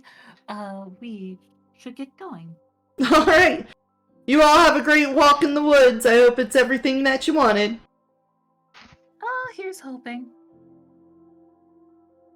I mean, all we wanted and more, hopefully.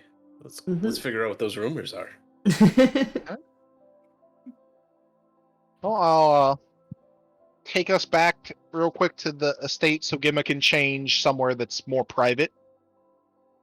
I would appreciate, yes. Mm-hmm. And then I don't believe Anthony or I wore our woodsy gear to the library, so. Makes sense. Yeah, go ahead. I'm not going to stop you. You don't have to roll to put on clothes. Or do we? Oh, you put the Gimma's never socks worn over any your of head. this before. It's not a routine for her. You put the shirt on your legs. Oh no. But I yeah. don't know how to wear pants. Nicholas, you would have remembered from your childhood where there's like a parking lot near the woods and the trailheads going out there. Plenty of hunters and other people usually go out there to get their start. Got some backpacks for us with necessary some supplies and a good walking stick for each of us as well. I'll have my lab coat under my jacket instead of over everything. Well then, this should be an interesting experience, as long as we don't get lost and eaten by baby ghosts or whatever is crying out here. I mean, we've got Teacup to protect us. Ah, yes. Hope not baby ghost. That's kind of morbid, don't you think? It's not the first time we've run into ghosts. But not baby ghosts? That's... Oh, those poor babies. Do we want to try to have Teacup lead us? Or should we Well, go on our own for a bit? we should probably go on our own for a bit. It's the woods. We don't know what's in there, and we wouldn't want anything to happen to Teacup. At least I don't want anything to happen to Teacup. I don't see how having Teacup out versus having Teacup in like your backpack is going to change much if we get attacked. Not that I expect us to get attacked by anything. But sure, we can take a quick hike towards the general area first, and then have Teacup help us home in, maybe. That sounds reasonable, yes. Now comes the athletics checks. Well, you arrive at the parking lot at the woods. There's an old wooden sign there that shows some of the trail lines leading out into the woods. Gives a couple notices that if you're doing hunting, you need to have a valid license, and here's the correct times and the dates for when you do that, etc., etc. And it also gives a warning that one of the trails has been closed down because it's in the general area of the shutdown mine, and there's been too many injuries, so please do not trespass on that property. Ah, so that's the one we'll have to go down. Yeah, I suppose that's the trail that we need. Yep. It's just how this works. No, guys, don't do it. It's dangerous. Anyway. Oh, please. I'm gonna... Having known that Margaret is a paranoid bitch, and that she keeps track of all the things that happen magically in the area, I'm willing to bet she has some sort of, like, magical tripwire in case people get too close to the cabin. And so I want to keep my prime sense up. Okay. Keep an eye out for, that and signs of what could be latent magic from the cabin and the like. So I'm gonna, do my usual routine, clean off my glasses, check them out, adjust them very, as you do with everybody that wears glasses, I assume, because honestly, I don't wear glasses. But I'm going off of anime and TV here. And try to do an Arete roll. You said 4 is usually it for... Yes, it's Arete difficulty 4 for your prime vision. Yep. We're not in any hurry, so I'll take a little bit of extra time for it. Okay. I'll let other people know what we're doing as well, and my suspicions, so they're not like, why are you just like doing nothing? You're really cleaning those glasses. It's like I'm worried that Margaret's going to like pop up out of nowhere, especially when she senses the Teacup heading into the woods.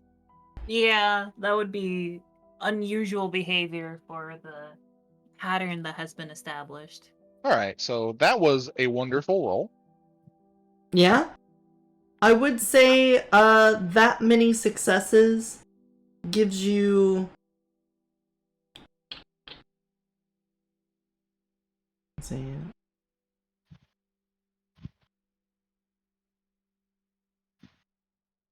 Bonus to my perception roll later on to notice the trap, perhaps? No, I was thinking about like the duration of time that you would get with 3 successes.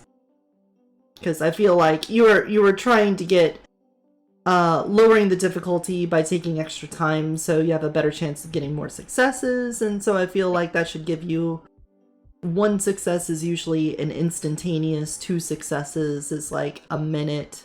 I would say 3 successes is probably an hour then. Alright. So like a good hour of prime sight while you're walking around the trails then. Gotcha.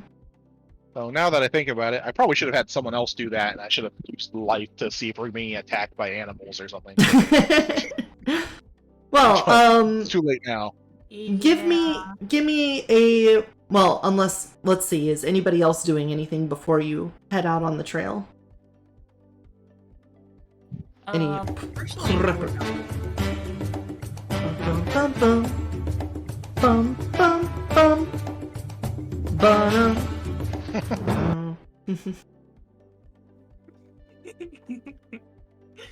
No, I had no plans. Just hike, look around, and enjoy nature for a bit. All right. In that case, then, Nicholas, give me a perception awareness difficulty 8. Ooh. Difficulty 8, you say? Mm-hmm. Well, since I said specifically, I was working hard at noticing for this stuff, I'm going to spend a point of my willpower. So, Okay. feel Good. like I worry about Margaret, my arch possible enemy. Mm. Good job, me. Willpower did it. Yeah, you'll get yourself 1 success. So, yes, you guys are heading down the trail, memorizing the map that you saw at the trailhead. You are going to go down the path that you are expressly prohibited from going down. And when you finally reach the fork in the trail that would take you down there, you do sense a couple sparkles and dots at that fork in the trail, just past where it forks off. Knew it. I knew it. It seems someone has left some sort of magical effect here. Or I guess it could just be latent magic in the area, but it is specifically at the fork into the Forbidden Trail. Anyone want to place a bet on it being Margaret? Anyone? Oh, well, $20? that only makes sense to me. Although betting isn't really necessarily my thing. Gambling isn't Fair. exactly, It's hardly a gamble at this point, though. I suppose not. What do you think, Anthony? I think, based on the information we have, that sounds correct. But we also have no idea what we're exactly looking for or what else might be out here. Well, moment of truth then. Do we continue on the obvious path or try to find a way to work around it? Or do we even care if Margaret has to walk her ass over to us in the woods? I was about to I don't question care. that. Does it actually matter if Margaret even comes out here? I mean, You mean a person that we could possibly talk to have an answer about where we should be going? you know what? Now It that might you say not that, be just a notification sort of magic. It could be a trap. It could be. it would, but hold on. Now, wait a minute. I don't think it would be anything that could just be hazardous. After all, if it was, then what would stop some random schmuck from triggering it? And then that would cause unwanted chaos. I don't know Margaret particularly well. It shut off power to the entire town to steal 1 teacup from a church. True. However, it's not like she would set up an explosion to go off or anything that would cause unwanted chaos. With Well, a blackout, you can write that off.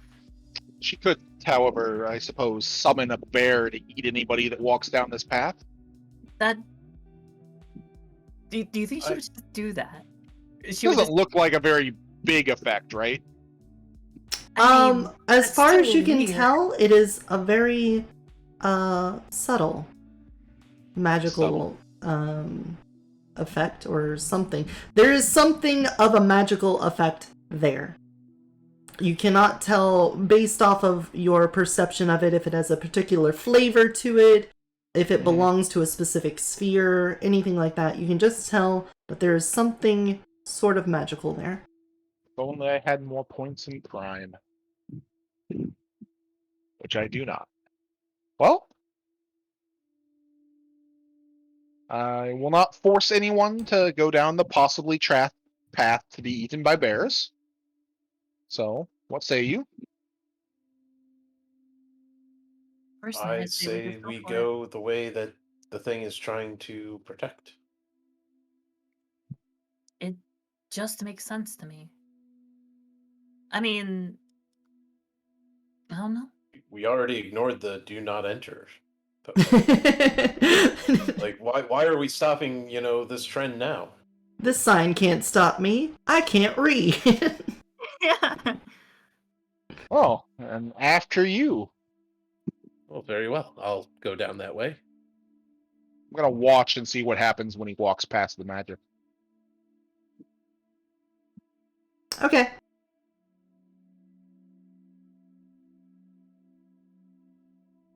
He walks Anything past else? it. Yeah, he said he went down that way. Yeah. Yeah. Yeah, Okay. he walks Okay. past it. Doesn't seem to do anything as far as I can tell. Nope.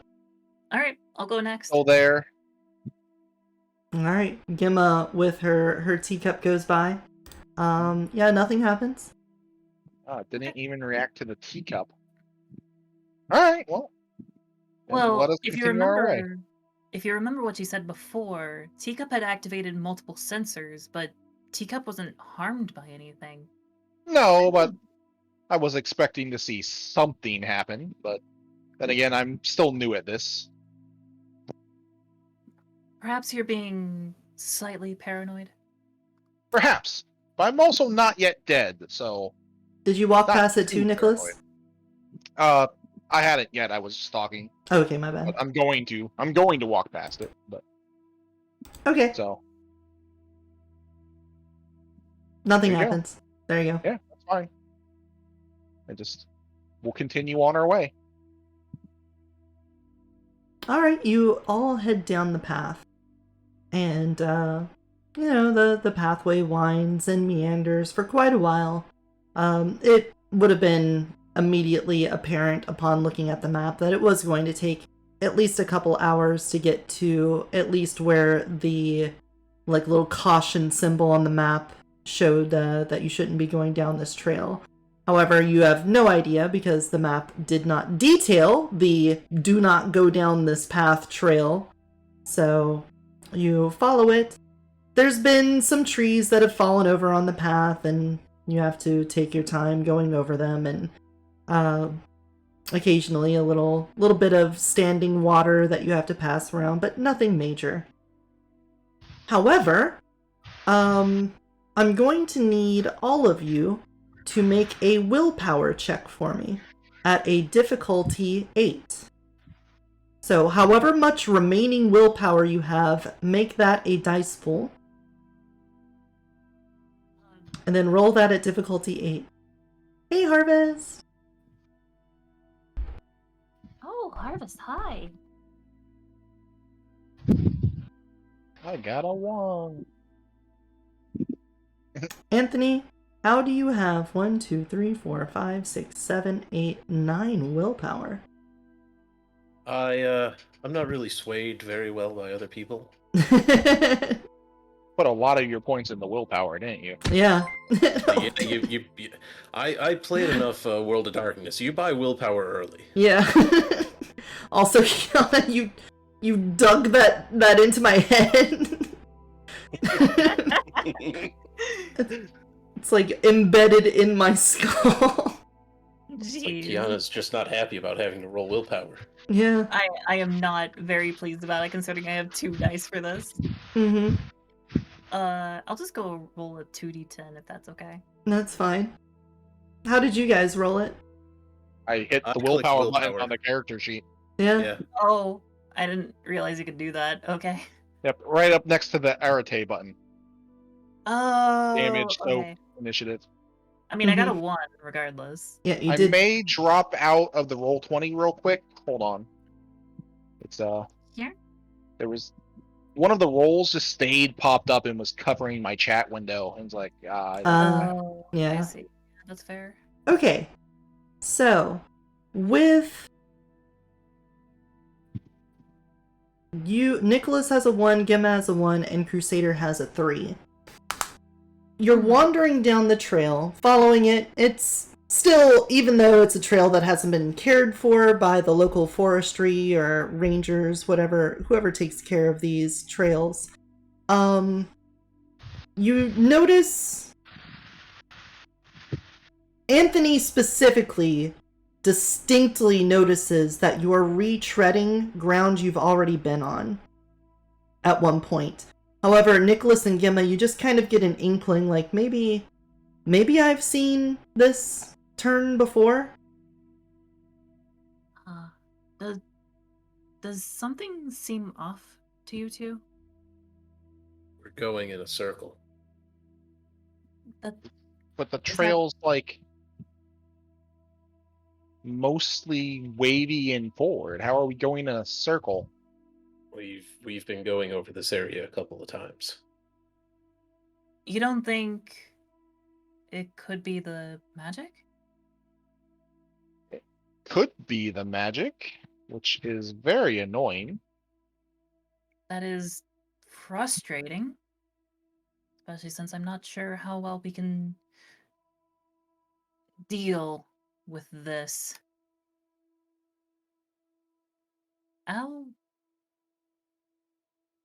Okay, hypothetically, it's a spell marker placed. What do we do about it? Well, out of character, it's probably some sort of correspondence magic. If it's bending, or it could be... Yeah, it's probably correspondence magic. If it's, like, bending space or causing us to loop or something. And I don't think any of us has that. Out of character, I have no idea what that means. The spheres, life, prime, entropy, matter, one of them is correspondence, and that has to do with space, if I remember correctly, right? Yeah, that's right. So, likely, it could be that. It could be one of the other ones, like time or something, like rewinding us back to where we were. Or it could be mind and it be an illusion, and you guys have been standing still the whole time. So we need to, like, roll our spheres, right, to see if we can tell what it is. Yeah. So essentially, Prime tells you if magic is there, but if you want to know what specific one it is, you would have to basically be attuned to that sphere to figure that out. So we need to each roll our spheres to see what type of magic it is, I guess. So, Arete at difficulty 4 still? Correct. You just need to tell me which sphere you're looking with. I don't think it would be life, and I already saw there was magic with Prime, so I guess mind is my only other one to roll for. You guys are in the middle of the trail right now. So you're not near necessarily where that point was that you saw before, since you've been wandering for a bit here. So at least you had been walking for at least 2 hours before you realized that you were retreading ground. Well, does Anthony have any idea how far back this ground we retreaded was? Like, was it the full 2 hours? Was it like, half an hour ago? Like, how long would it take us if we turned around and, like, walked back in his estimation? I don't think I was really paying attention too much to that. Yeah, I would say with the rolls you guys got, you two had just like the slightest inkling that maybe you had been here before. Anthony did know that they were retreading ground, but it was still after a while of walking. So it's not like the moment you like did the loop, he noticed immediately. Gotcha. It just took a little bit of time. We don't know. So you could, from the point you are where you've now realized that something flooshy is going on here potentially, you could walk back to the trailhead, or you can walk forward and just hope that your vision stays up whenever you hit whatever causes the loop. Oh, if it is, as you said, it could possibly be mind. Couldn't I see that effect happening to us where we are now if I got mind sight? True. Up. Yes. So that one we don't have to wait for. Yeah. I will pull out an egg timer. Mm. Huh. And I will just click it and, a few notches and set a timer. And with that, I would like to cast Time Sight. All right. So you pull out your little egg timer, crank it. Its little ticking begins to start. And give me Arete at difficulty 4. 3 successes. Very nice. So, you become attuned to the time around you. For the most part, things at this macroscopic scale in the universe all have the same level of gravitational pull to them, so the bending of time is pretty consistent around you. And despite the fuckery of the magic on you guys right now, you don't sense that there's any kind of time folding or stretching, bending, or twisting. Time seems to be rather consistent in your directly perceivable area. So, in other words, all is well as far as time is concerned.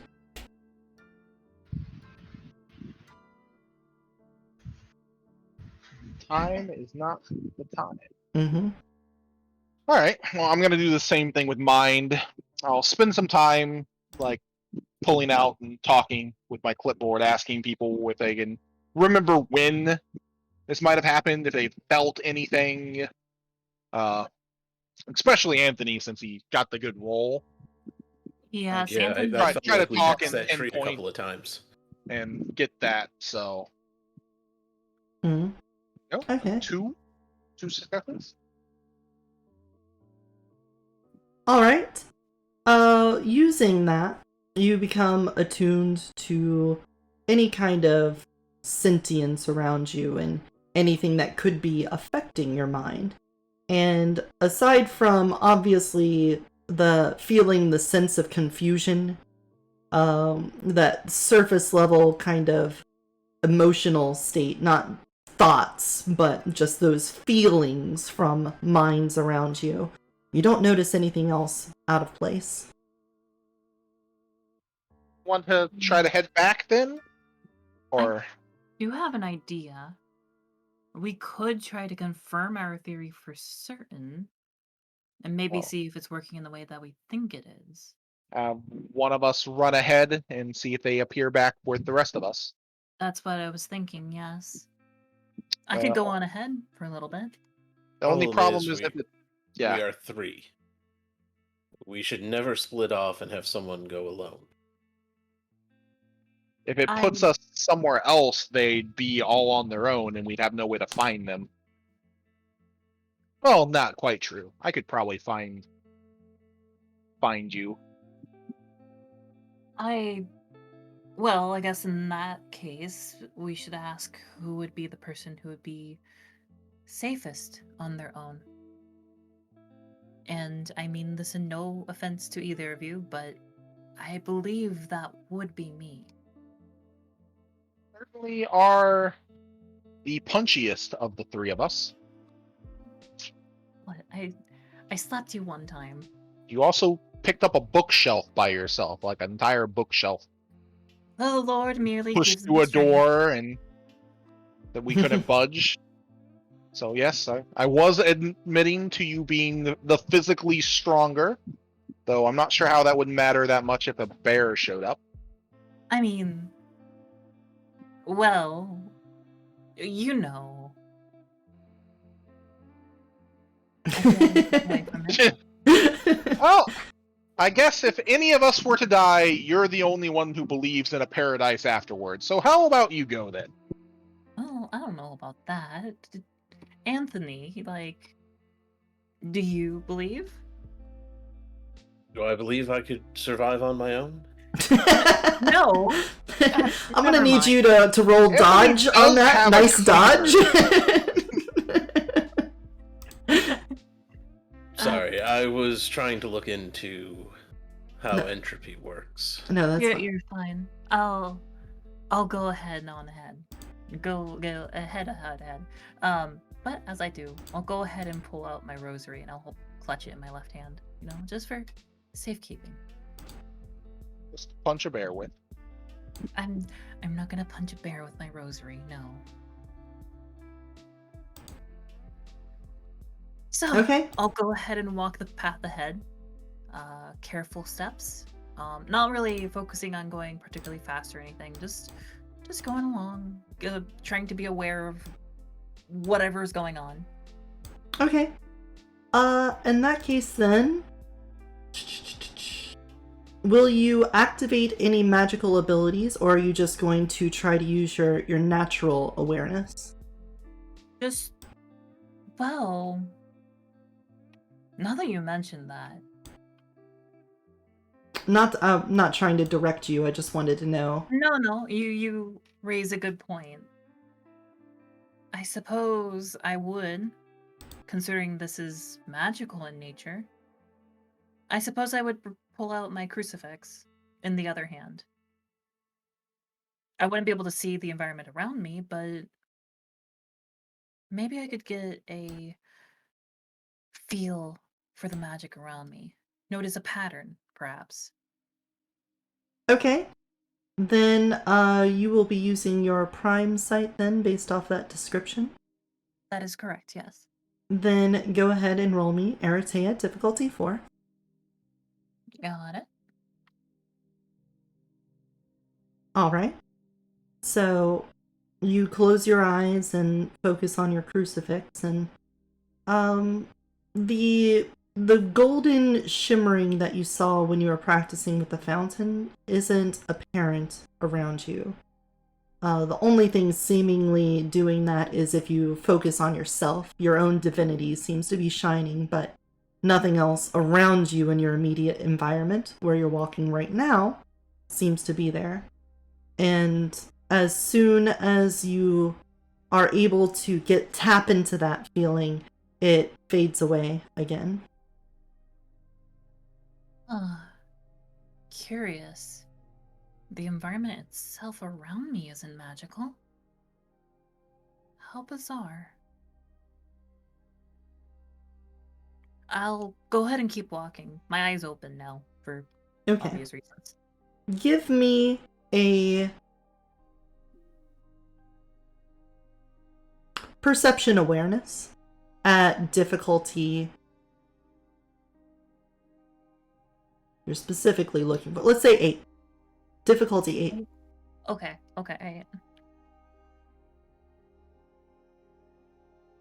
1. Okay. So you continue walking along for what feels like about an hour, maybe a little over an hour. At this point, it's getting later in the day.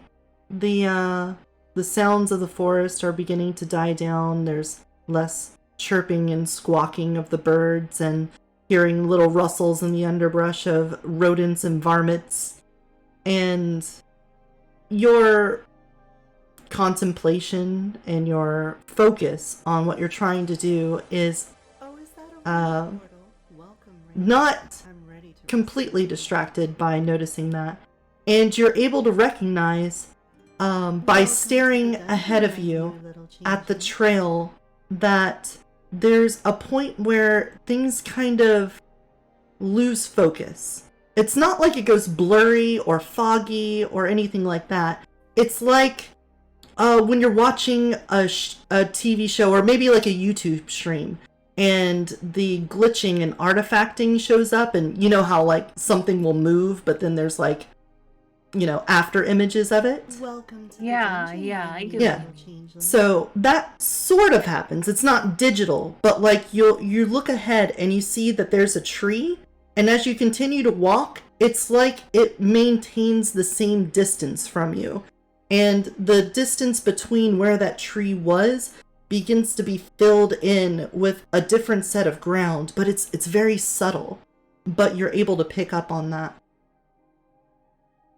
I see. So there's a point ahead of me. Interesting. I have an idea of how to tackle this, but I'm gonna turn around try to... Because, like, I don't see them down the path, do I? No, you don't see them down the path. However, when you stop, the effect of seeing that ground between you and that point in the distance basically smudges a little bit, and it solidifies. And it makes it look like this trail is just a complete corridor through the woods. It's not like you see a thick or distinct line where this effect is happening. It just sort of meshes into itself, and it looks indistinguishable from the rest of the trail that you've been following, while you're standing still at least. Okay, I see. I'll start walking back towards Nicholas and Anthony. I have some more ideas that I could test, but I want to make sure that I can actually get back to them before I go further with that. Okay, so you turn around and walk away? Mm-hmm. That's correct. Okay. Then you head back down the trail, and eventually, about, again, another hour and a half of walking, you see them, and you're able to catch back up with them. Hello, I am back. So at least we can trek backwards. I bring information. There's a sort of smudging that happens. It's like a fixed distance away. And it seems to fill in more path, if that makes sense. I have 2 ideas. Both I'm not exactly certain might work. But if you're willing to hear me out... I mean, I'm not going anywhere. Okay. First idea might be a little reckless, I but pull out my cleaver. I'd like to test out... It's always so menacing.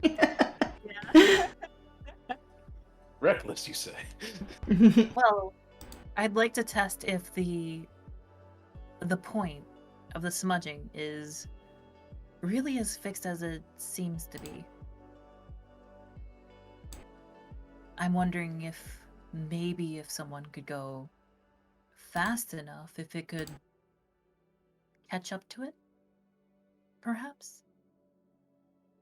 That, I know saying that sounds kind of dumb, but it's just an idea that came to mind. The other, though, is... I mean, it seems centralized ahead of us on the path, so... what if we just didn't walk on the path? If, say, Well, we cut through the woods, maybe it wouldn't keep happening. it's possible as long as it's located just on the path. Though I'm not sure how we would be able to tell. And, well, if it happens in another direction, we might be able to notice the smudging again, but as far as I could tell, it was just up ahead.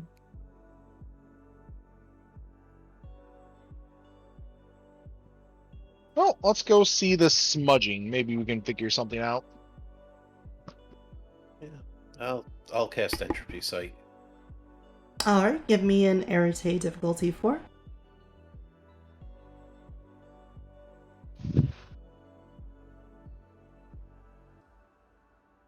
Oh, Ah, I do not. the return of the fumble. Alright, It's my turn this time. so... Sure is. Well, you pull out your cleaver, and you begin to think about the pathways things take, the probabilities and weaknesses and whatnot, how you focus as you do when you're about to, what is it called when you're tearing down a big chunk of meat? And as your thoughts focus on that, you feel like those thoughts turn inwards instead of outwards. Instead of sensing the things around you, you begin to get enveloped into your own probabilities and pathways, and you're able to see random thoughts just fling out, like you seeing the critical points on Gemma's body, where if your cleaver were to strike her, she would instantly die, and the points on Nicholas, where he, if you were to possibly strike him down, you would see an untimely end, and also yourself. And these thoughts about probabilities and outcomes begin to stew in your mind, clouding it from being able to sense the actual probabilities in the world around you. Take 1 point of paradox and give me also a willpower roll at difficulty 4.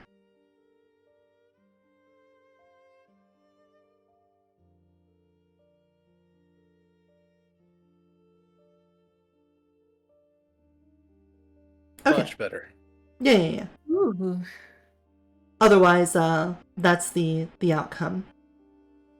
You simply don't get to sense what it is that you were trying to sense for. And you're aware of it too. You know that wasn't something acted upon you. You're able to sense that it is a failure on your part.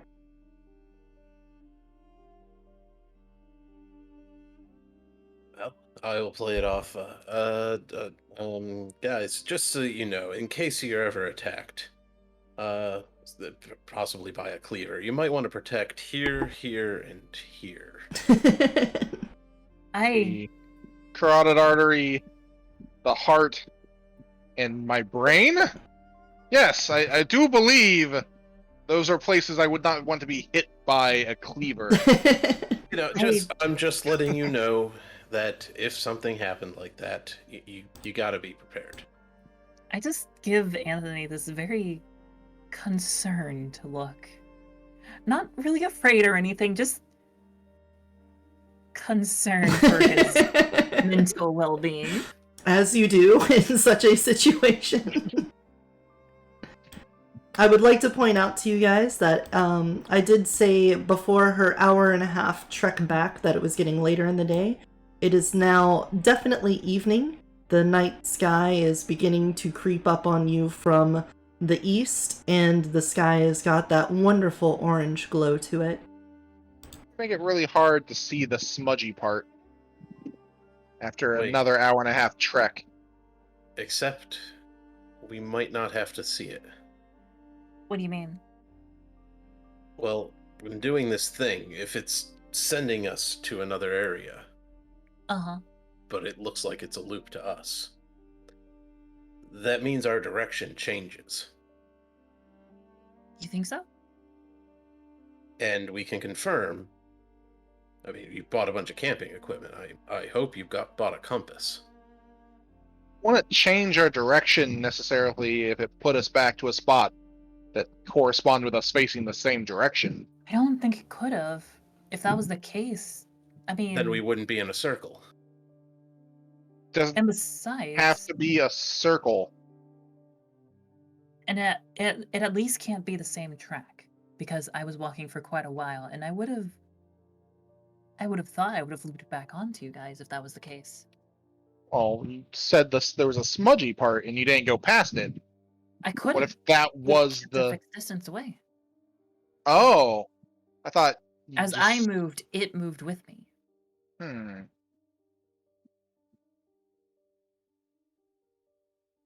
So I think we use a compass, and we can make sure that it's actually working because we know where the sunset is. You know what? Actually, you give me a great idea, Anthony. Can you hand me something? Maybe. Just anything. And as long as it's identifiable. Throw teacup. How identifiable? Just different from the forest. Oh. Here, use this water bottle. Okay, thank you. Um, Now we add littering to our list of crimes. I mean, uh, considering we're already trespassing, I don't really care about littering. I'm going to go ahead and draw my thermos of holy water, and I'm going to take a sip. And as I do, I will be giving a silent prayer to please give me the strength to do what I must do now. Okay. As I am going to be focusing strength into my right arm. Mm-hmm. Can I roll Arete for that real quick?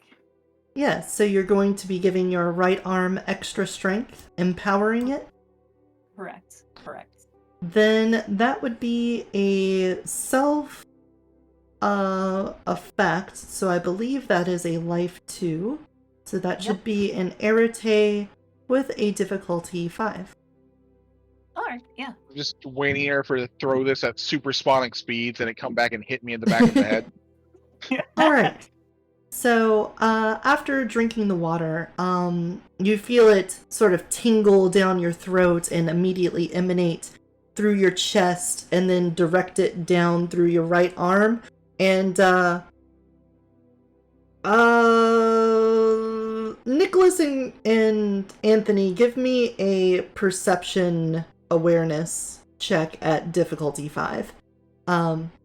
Meanwhile, yes, you feel the full effect of getting that bonus strength on your arm. Sweet. Okay. I'm going to throw this water bottle as far as I can, hoping to at least make it past the smudging point that I've been seeing. I got a success. Okay. Yeah, 4. Before you do this, then, did you walk the hour and a half all the way back to the smudging point? Oh yeah, we should probably do that. I think we should go together this. Said we Oh, were yeah. going to walk We there, are. but I don't know if we actually managed to or not. Yeah. I got imagined we were on the way there. Anthony kind of interrupted us with, impromptu cleaver death information. Yeah, that was a bit disturbing. You sometimes you just gotta know this information. Do I? Quite certain I knew how to kill myself with a cleaver. So if we want to retcon you walking all the way back there, does that change anything before we continue with this? No, that wouldn't change anything. Okay. I would also like to have a compass out and checking it. Okay. You have a compass in your bag. Yes. Okay. So you with the compass, you're watching the compass, you guys walk back. Gemma, you would be familiar with basically the area. Like I said, you guys had to walk around some standing water, over some trees. So once you get to that point in the trail again, where you know the funniness started to happen, you would now drink the water from the bottle. That's when Nicholas, you specifically see her right arm, the vein going down the bicep, sort of pops out a little bit, and you can see that she has a little bit more muscle on her right arm now. It's not like, hulked out. It's not like a bodybuilding competition arm suddenly sprouted on Gemma, but if she were to put both arms out side by side, you would definitely be like, oh, you're doing stuff with one arm and not the other, basically. But yeah, you're at the point. You can see the same. Well, it is now nighttime, so even though you're in that area, it is much harder to notice this effect. Give me, all three of you, give me another perception awareness check at difficulty 8.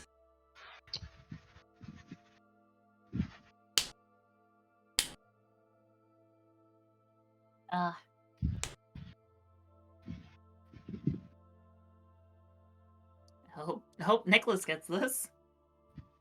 Oh, there we go. So, Anthony, you're too focused on the compass to actually realize what's happening in front of you. And Gemma, you know the general area. You're just kind of missing that it's happening. But Nicholas, you catch it based off of how Gemma explained how it happened. You start to pick up on what's happening in front of you, even though it's a lot darker out. You still get the gist of what she was saying, and you start seeing that point out in front of you that seems to be kind of locked in place at a set distance, with the ground between you and it being filled in with a different set of ground. Oh, I see what you mean, and that is very odd. Yeah, it is. No, if you don't mind. Gemma kind of You're gonna chuck that bottle? steps up a little. As she does, she takes a deep breath and goes. Gemma steps up to the pitch. Base is loaded. One good throw is all that's needed. And she's going to do her Batter that has that analogy. I don't know how baseball works. She yells back. Okay, give me a strength athletics, and make sure to give yourself that bonus point of strength for juicing up your arm. Is it one more point of strength, or? Yeah, you basically add 1 to your dice pool. So do that dice pool bonus. Okay. Modifier +1. DP mod +1. And difficulty 6? You're just chucking the bottle. Let's make it a 5. Okay, that's fair. You're not under duress, and it's 3, a weighty thing. 3? Okay. So I would say with a 3 success throwing that, you could probably throw that sucker, like a good 70 feet. Is that past the smudge point? You see, it's sort of dark, but even then, the water bottle has a nice little glisten to it from being hefty and whatnot, and the water in it gave it a little bit of extra weight. And you can see it tumble end over end as it goes farther, and at a certain point, it's gone. Before it hits the ground. Well, that certainly concerns my suspicion. I mean, confirms. I mean, what? How? Don't mind me. Well, yes, that does seem to have disappeared.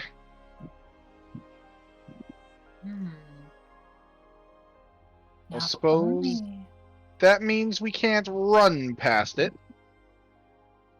Perhaps not? We tried cutting through the woods? Well, let's walk up at least about a good 70 feet. I want to see something. Okay. Are you guys okay with that? I'm not going to walk up 70 feet. I don't want to be transported back to the start of this trail. But fair well, enough. I mean, this will actually show us where the start of the loop is. I just want to see if the water bottle appears again if we walk up closer. Well, have at it. Okay, let's go. All right. You start walking towards that fixed point in the distance, and the ground sort of peels open in front of you. You're able to notice the ground. It's even at night, and under the circumstances. Okay, yeah, if you have your flashlights out, whatever. It's still really hard to notice. It's subtle, but because you were aware of it the first time, it's a little bit easier to track as your eyes start to play tricks on you. But you get closer and closer to that fixed point, and eventually, as the ground sort of fills in that gap, the bottle appears. It's at this point, it's around 20 feet in front of you. You haven't walked the full 70 feet yet. I see. So it does appear that... We still see her at this point? You all still see her. You can't see the bottle though from where you're at. You kind of see her, and she's on the other side of where the ground is filling in if you were to take a step forward, but she's not past beyond this like fuckery spot. And can I see, does this line extend into the woods? Or is it just the path? I'm sorry? The line of weird ground and stuff, does it extend into the woods on either side of the trail? Yeah, it's Just on the path. It's not just the path. If you were to walk forward while looking out to the side, it does look like, quite a large stretch of the forest there is completely still as you move towards it. Wait, is completely still as in it's not being affected by this, or it is being affected by it? The way that fixed point in the distance seems to sit there while ground gets filled between you and it, that's the same thing that's going out on the sides. Okay, gotcha. So it's not going to be easy to walk around. Correct. From what you can see. If it means anything, it looks like whatever is beyond this point is still reality. It's not moved somewhere else. The water bottle's here. So that has to mean something, right? It certainly means something. What that something is, though. I mean, does that mean that it left the effect for a while? It could just be back at the starting point of this effect. I don't know. Wouldn't you think the starting point would be more towards the beginning of the trail? That would have a recognizable landmark then. Why would you put it there? I don't know.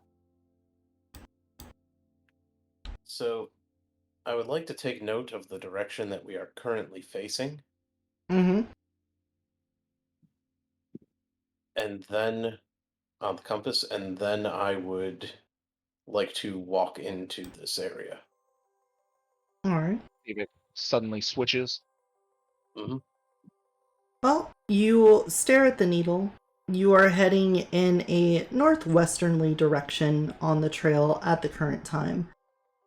As you start heading closer to Gemma, the needle does vibrate a little bit, but otherwise it doesn't have any large swings in either direction.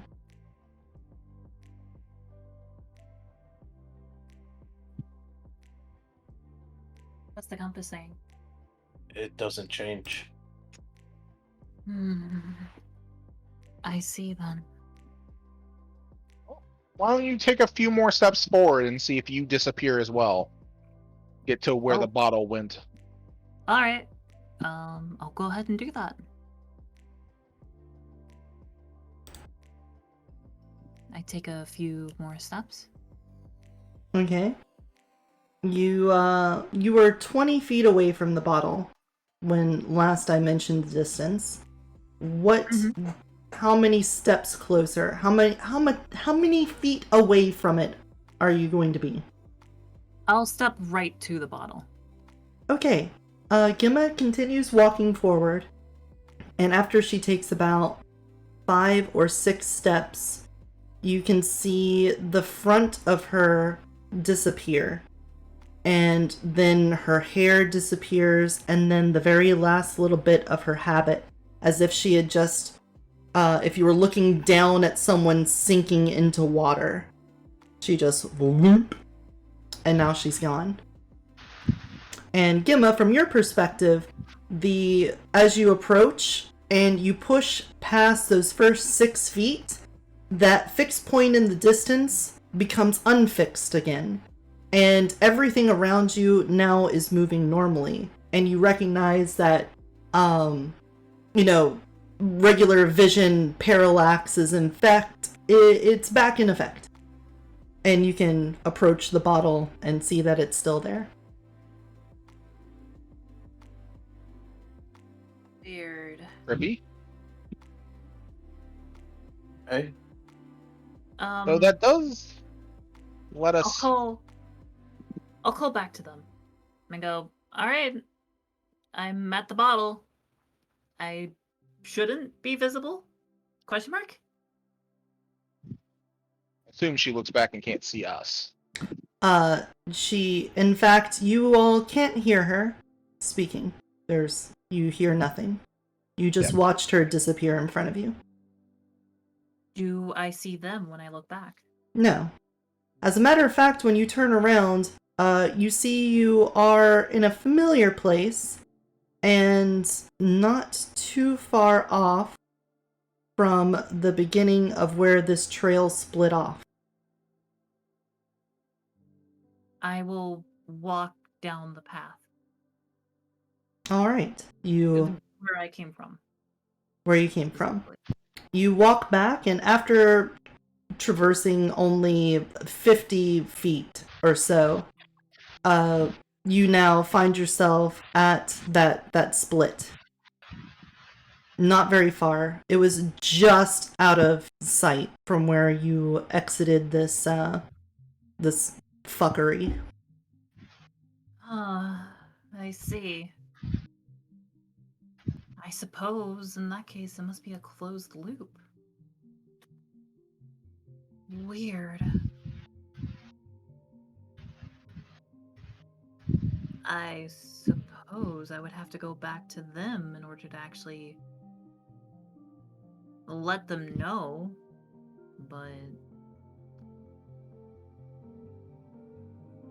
Huh. Should I wait for them to possibly come out, or should I actually go after them? That would be an additional hour and 30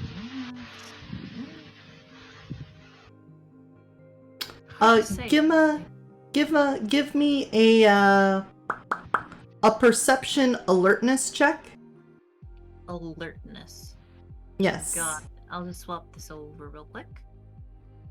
There we go. Difficulty. This just a difficulty 7. 7. Got it. Ooh. Okay. You feel something inside the same pocket as the teacup, and then the teacup like push away. Huh? I'll reach into my pocket. All right. You feel a small piece of hard paper in there, about the size of a credit card or so. Oh, Maybe a little God. smaller. I instantly, my entire being is filled with exasperation as I go ahead and pull this card out. You can see it is roughly the shape and size of a business card, and embossed on it in elegant typeface and a very professional font. It reads, "You aren't supposed to be here. Go home."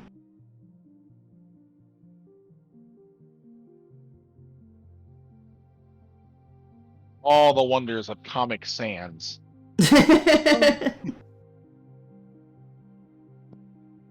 Alright, okay then. And then Gimma goes home and leaves us stuck in the woods. No. I'm gonna wait a little bit to see what they decide to do. Well, I first try and go back to Nicholas. wait, don't come back yet. Can you find a stick and push it through the part that we saw her start disappearing? Maybe. Is there a stick around? I mean, it's the woods. There's sticks.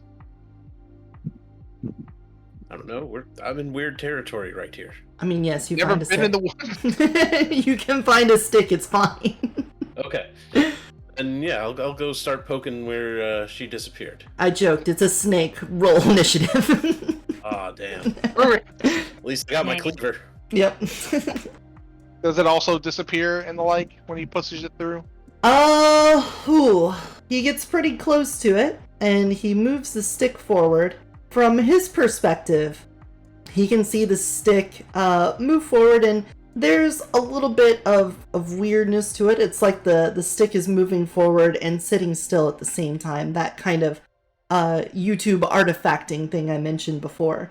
From your perspective, a little bit further back, Nicholas, it does look like the stick is like disappearing as it crosses that threshold.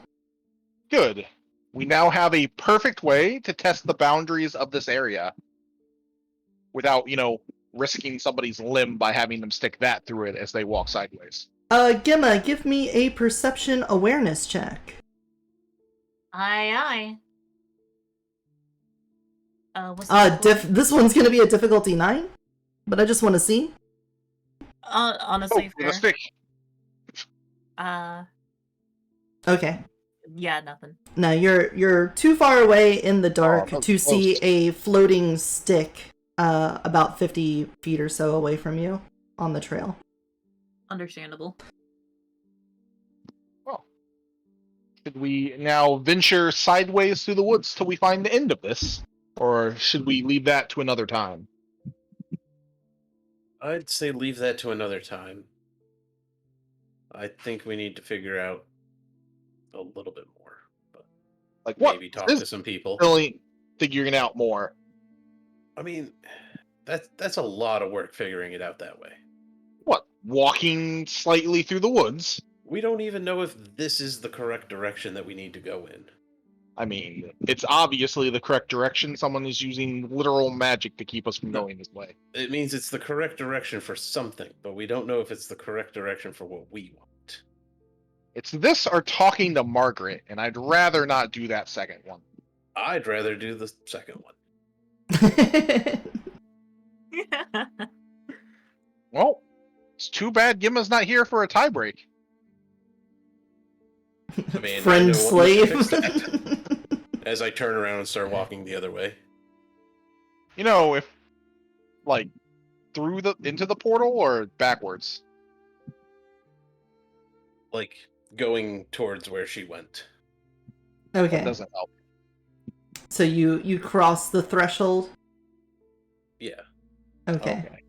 So you, as I described earlier, that fixed point in the distance once again becomes affected by the regular point of view that you would expect, and it begins to move in accordance to the distance you are from it, as well as the ground is no longer being filled in, and you are just treading on the forest in a familiar place.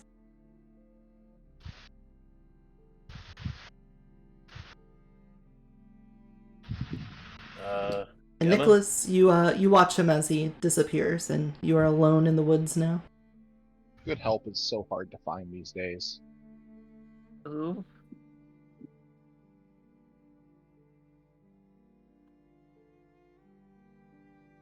Gimma, How you would far be away able is to. Gemma? Gimma, you would be able to hear him call out. Anthony? Oh, you're over there. Yes. It appears it is a fixed loop. I don't suppose you got something on your arrival here? I'll check the compass again to make sure if I'm heading in the same direction after passing through the barrier. Yeah, it's pretty much the exact same direction. This thing's broken. And, what do you mean if I got something? I'll hold up the business card. Well, she's definitely aware that we're up to something. Oh, that'll make talking to her much better. So we are going to talk to her then. Well, do you want to? Nicholas doesn't want to. But I don't like just wandering aimlessly through the woods. I would be fine with it. As long as... I think it's fine. I disagree with Margaret, but... if we at least just make sure she knows we're not up to... well... What I tried to tell Nicholas is that this whole thing might not even be to protect the thing that we're looking for. That's a fair point, honestly. We don't know where we're going. And besides, I'll be honest, I don't think Margaret is exactly She doesn't have malicious plans, I believe. I believe she's... I don't know. At least from what I know, it just seems like she's trying to safeguard. And maybe by showing that we want to work through her channels, maybe she will be a bit more forgiving. Agreed. Perhaps. I suppose it's better than just poking around and just risking her ire. I mean, sometimes it's better to ask forgiveness, or ask permission, then forgiveness. Such is true. Yeah. It all depends on the situation. It does. At this point, we clearly need permission. It does seem that way. Eventually, Nicholas will get bored over there, I'm sure. We'll just wait That's here. what you think. The two of you, on this end of the trail, you're, even though it's just now hitting night and the crickets are picking up and you can hear the sound of a couple frogs croaking in the distance, the wonderful mating noises of the small creatures of the forest. Over top of that, the distant sound of trampling feet grows closer and closer as you hear two people running down one of the other trails, meeting up at one of these branches. And That. it's not long before the sound of these two sets of feet get very close to you, and you're able to make out two people with what look to be large backpacks on their back, running at full speed down the trail.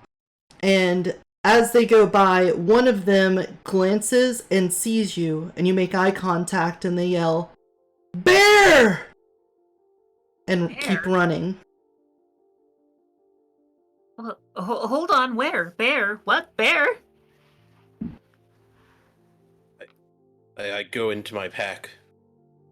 Did you get bear mace? No, you have bear mace?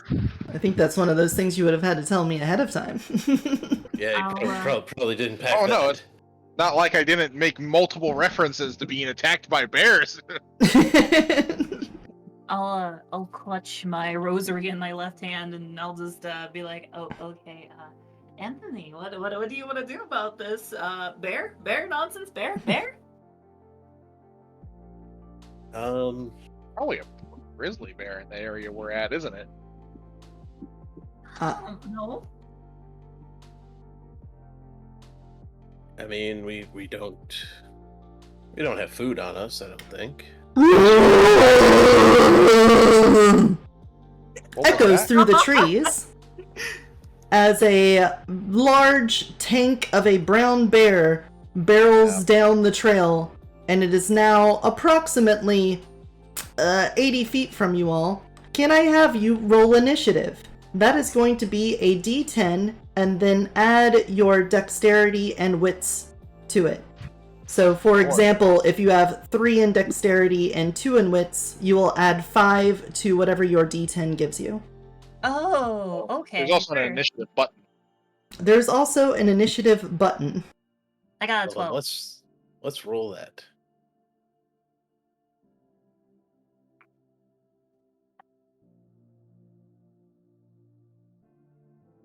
Okay. And then,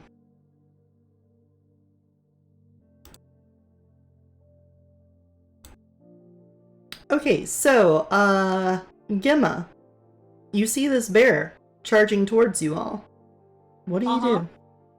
Question. Welcome to the dungeon, Do I my still have new the little strengthy juice changeling. in my arm? Do you still have what? Do you have the juice in your arm still? Yes. It's not been that Okay. long. Perfect. You have a I juiced will- up, beefy, SpongeBob the anchor arm.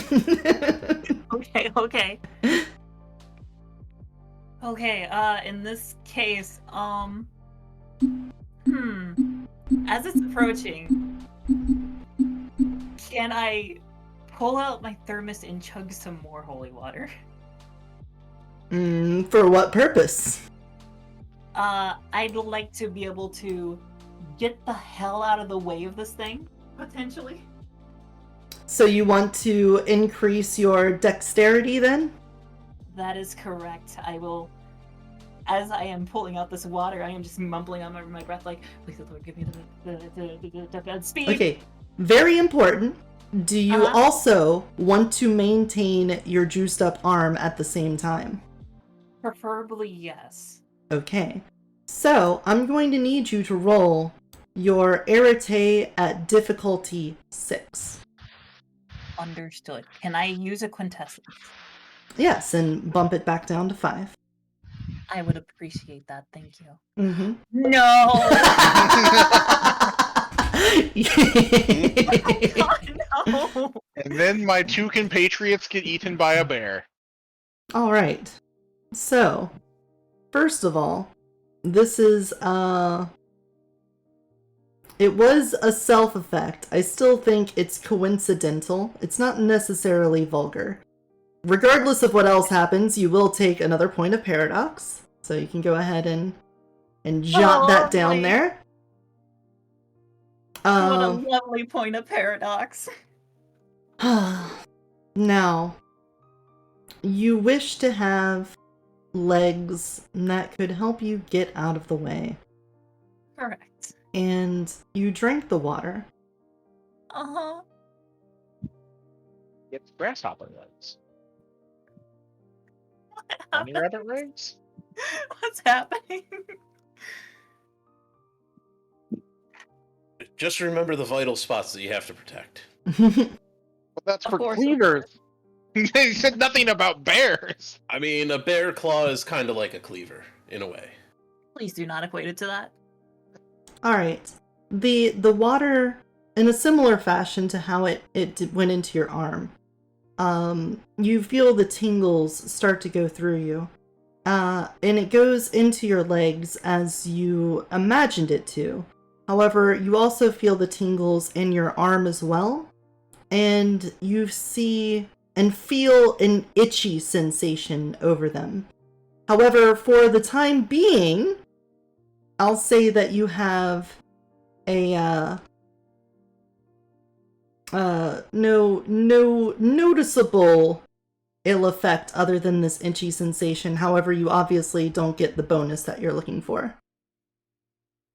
That's not good. That's not good. Interesting. Okay. Do I get to do anything else or no? Oh, yes. No, that would be your turn. You drank the water in anticipation, and then this itchy feeling comes over you. Anthony, it is your turn. What do you do? Well, only thing that I know how to do when I fight. Pull out a cleaver and try to find a weak spot. All right. I'm going to need you to do an arete difficulty 4. Actually, it will now be a difficulty 5. You are under duress. Understandably so. Let us spend a point of quintessence then. All right, we'll bump that back down to a 4 then.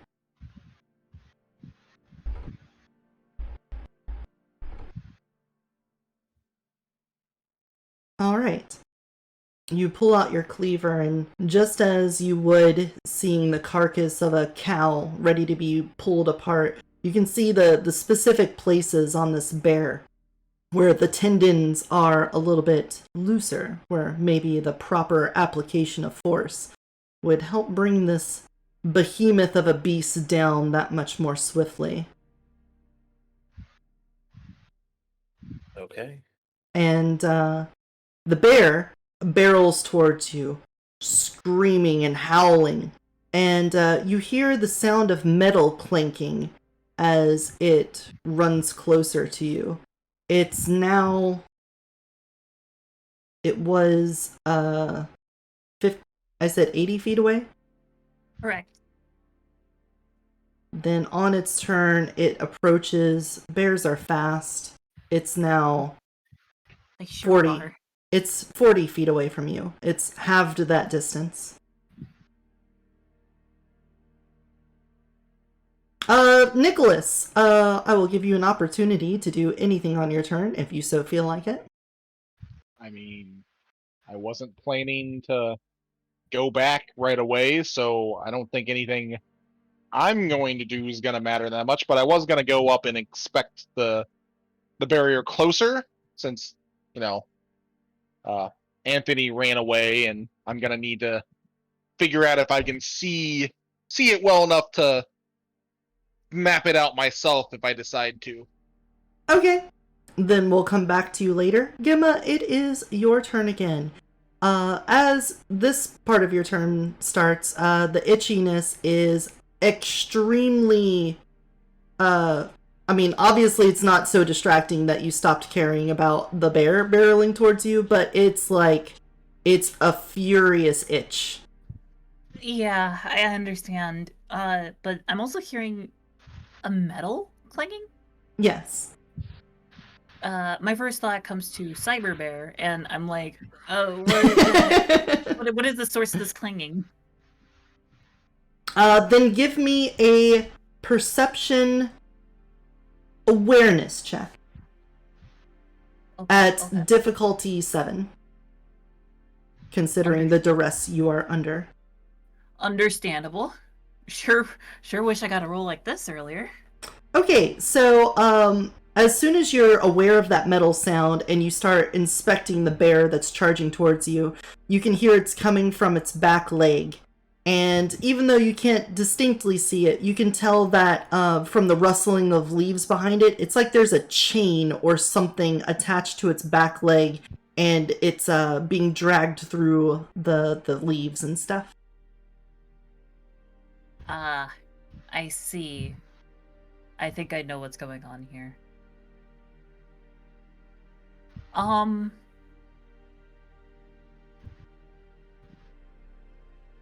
Okay. Weird idea.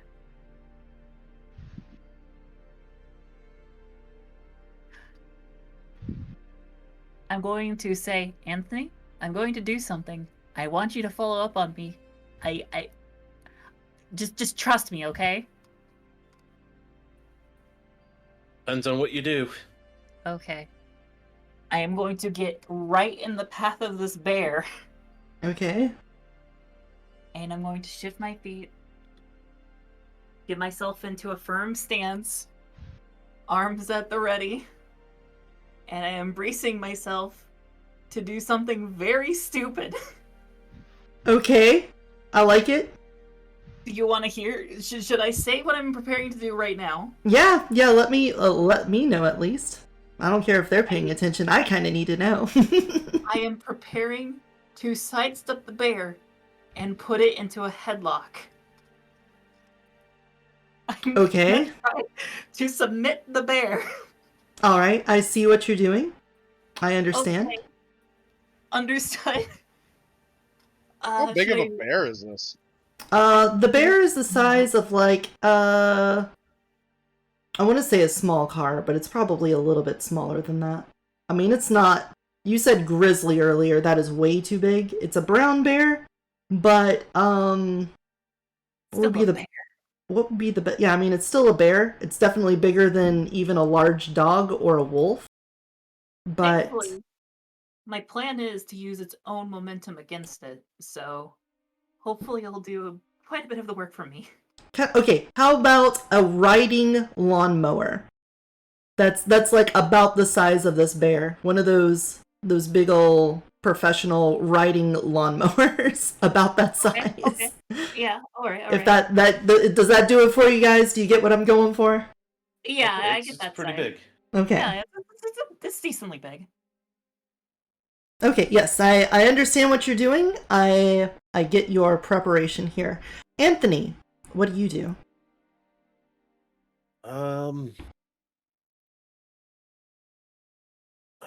I can't run up to it to make an attack yet. I don't think. Yeah, Did a if you size comparison for the bear and the Discord, our Discord thing. I see. Yeah, that seems about Yeah. right. Okay. Maybe Okay. more like the one on the right, I would say. Understandable. That does put it into context. Mm-hmm. Here, I can even do this for those of you on YouTube. We're looking at like this. This one seems a little bit big. This guy, he's so dead. He's got 2 bears right next to him. He's fucked. Anyway. Yeah. Yeah. That's a whole lot of bear. So yeah, if you like ran towards the bear, you would close some of that gap, but you wouldn't get all the way up to it.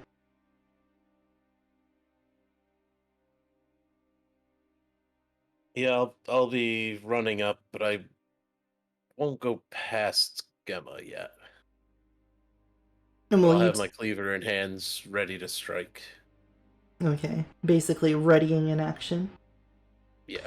Alright, so the bear, it barrels towards you guys, and when it gets, right, let's say about 25 feet away from you, it pushes off the ground with its front legs and stands up in a bipedal stance, raises its arms over its head, and give me a willpower check at difficulty 6. Okay.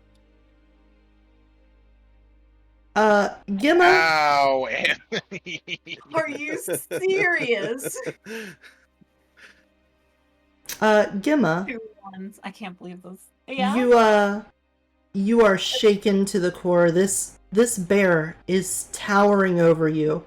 You're standing in its shadow, and it's at night, and you can see the like saliva dripping from its muzzle, and it's like anger in its eyes. Those claws on the bear just seem enormous to you, and you're suddenly stricken with your own mortality, and you realize this is a goddamn bear.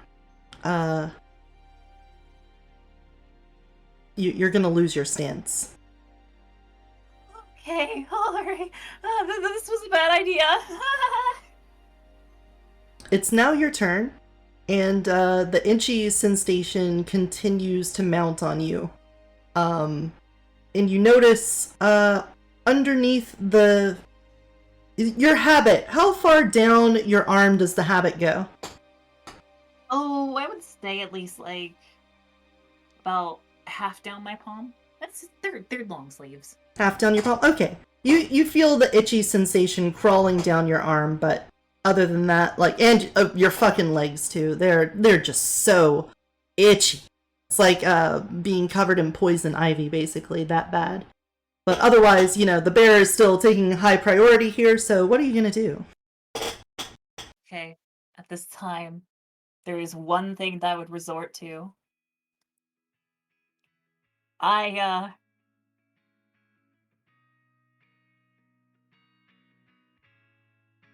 You know what? Yeah, I would just go for a Hail Mary. I'm panicking.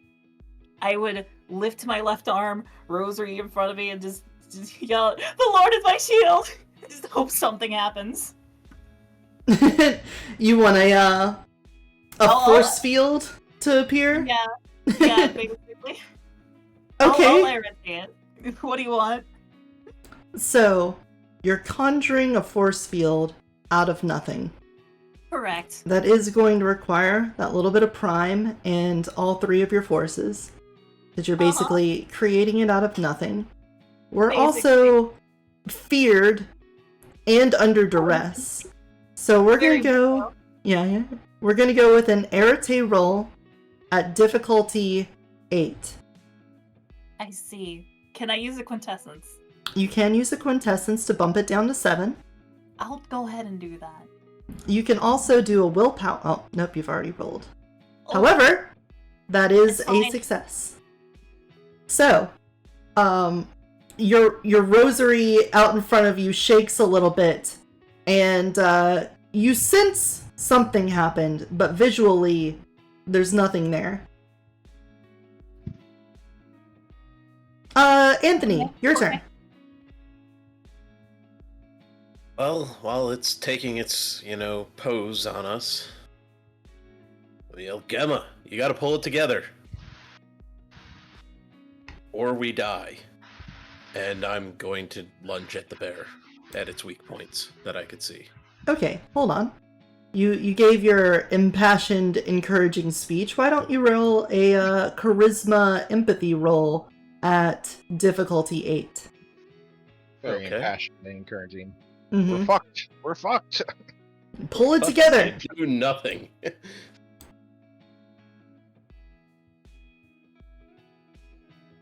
Difficulty 8. Nope.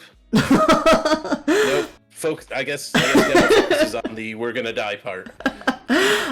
You try to raise her spirits with your cheer. However, there's a quiver to your voice, a certain uncertainty about it, and it not only doesn't help, it hurts the situation, and it shakes her even more. Only you had, stayed back and explored this twisted space with me. If only we had a third person here that could whoosh things. As a team player. I'm pretty sure I could take care of the bear pretty easily. So you rush forward, but as you do, you splat into a wall of force. An invisible barrier seems to be between you and the bear, and you're unable to approach it. I see. I'm whooshing. I still think you have a little bit more time in your turn. You said something and then walked forward and then realized you couldn't do anything.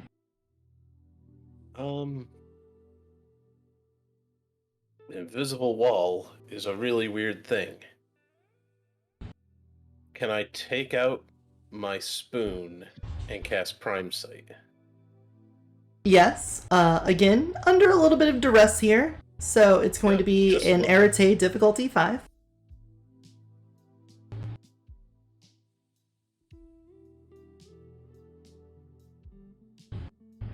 There you go. You pull out your Prime Sight and you see the little wispy, please remind me how you see magic. I forgot. Actually, like fire. Yes.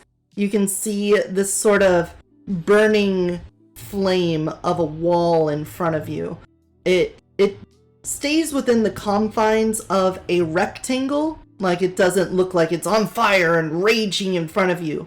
But it's like that texture of fire placed onto a flat surface in front of you between you and the bear, extending out about 5 feet in both directions. If you were to take a couple steps to the left, you can go around that barrier. Okay. Now, the bear, it's in its standing form. It takes a step forward as it falls down to land on top of Gemma, and it hits this barrier, and it smashes onto it, and then has to take a step back to land on the ground in its quadrupedal stance. And then it tries to paw at you, and it roars again.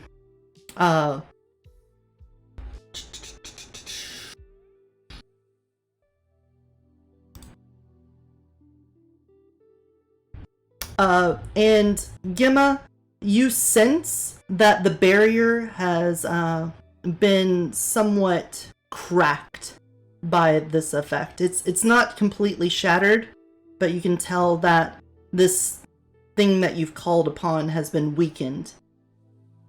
Since it's an effect that you're maintaining, it's connected to you, your sense of divinity, and you can tell that it's growing weaker as the bear paws at it. I see. Okay, I'm gonna just look to Anthony, the true fear upon my face, and I'm gonna say, You know what? I don't think we should be here anymore. I think maybe the business card was right, but not for the reasons that we thought. Let's let's just let's just go.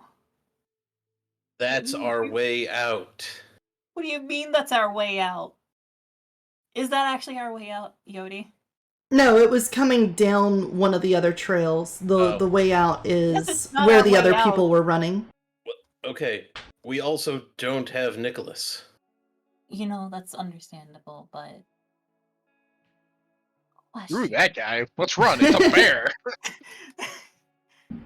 What if he just Where- walks out here and there's a bear? Where is Nicholas? I don't know. Did he not follow you? He should have.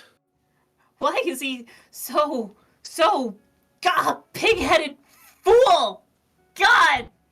While you guys are talking, the bear smacks and raises up on its legs and crashes down on it. And you can see the barrier, at least Anthony, you can see that the barrier begins to bend and flex, and it has little cracks in it.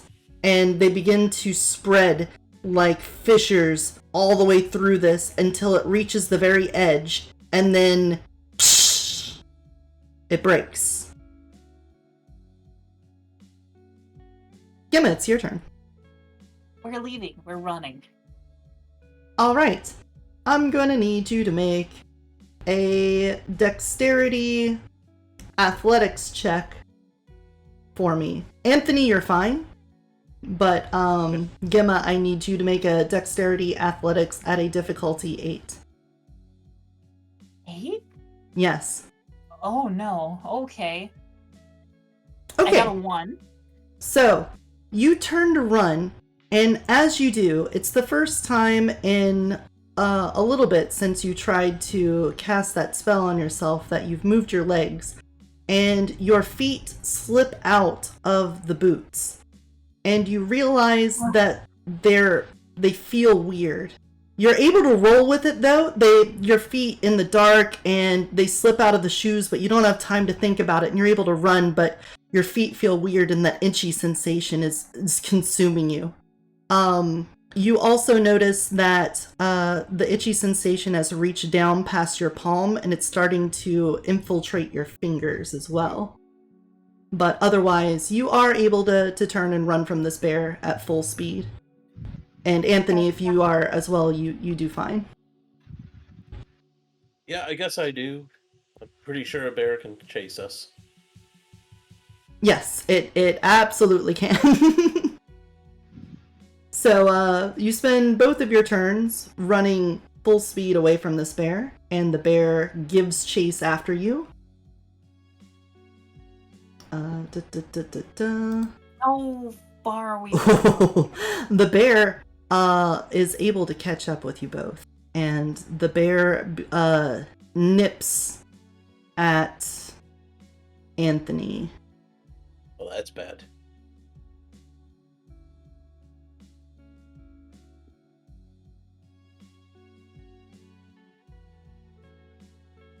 Okay. You can feel its nose brush against your butt as it tries to bite, but it doesn't get a hold of you, and it loses a little bit of traction as it does. Gemma, your turn again.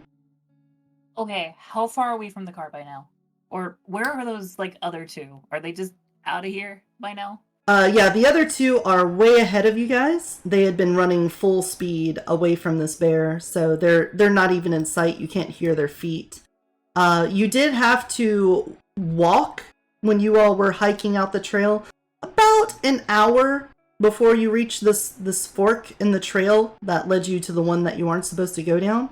So running at full speed even, you're not anywhere close yet. Dang, okay, yeah, we're... Huh. Hearing that, it starts to sink in that we're not gonna make it back to the car if we run.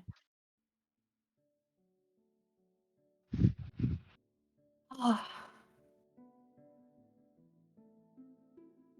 hate it. I hate it. I hate it. I hate it. And that just repeats over and over and over again in my head as I just heel turn and just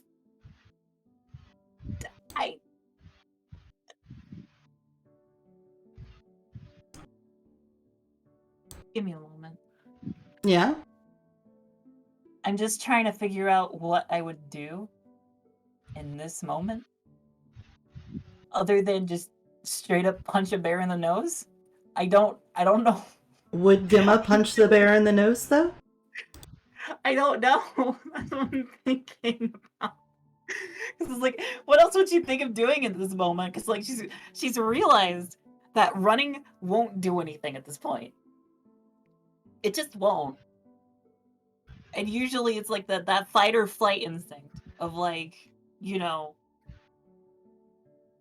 if you can't run, then it's like is the cornered animal thing. But I'm just like, is that the right response? I don't know. You know what? Heck it. Fine. That was like the first thought. I'm punching it in the nose. Alright. We're going to need you. This is the first time I've had someone throw a punch. Instead of cast a spell. So... Am I allowed to use my martial arts? Yes. Absolutely. Okay, so... good. At least there's that. Combat. Injury. Oh, it was bashing, not bruise damage. Bruised is a level, bashing is the kind of damage. Alright, there we go. Attack.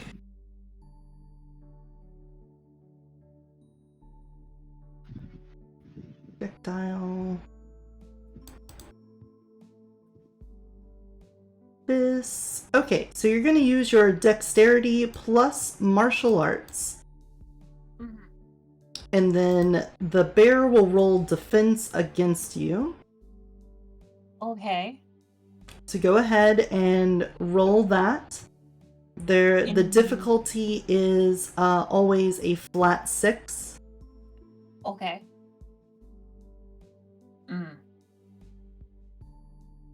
A lot of dice.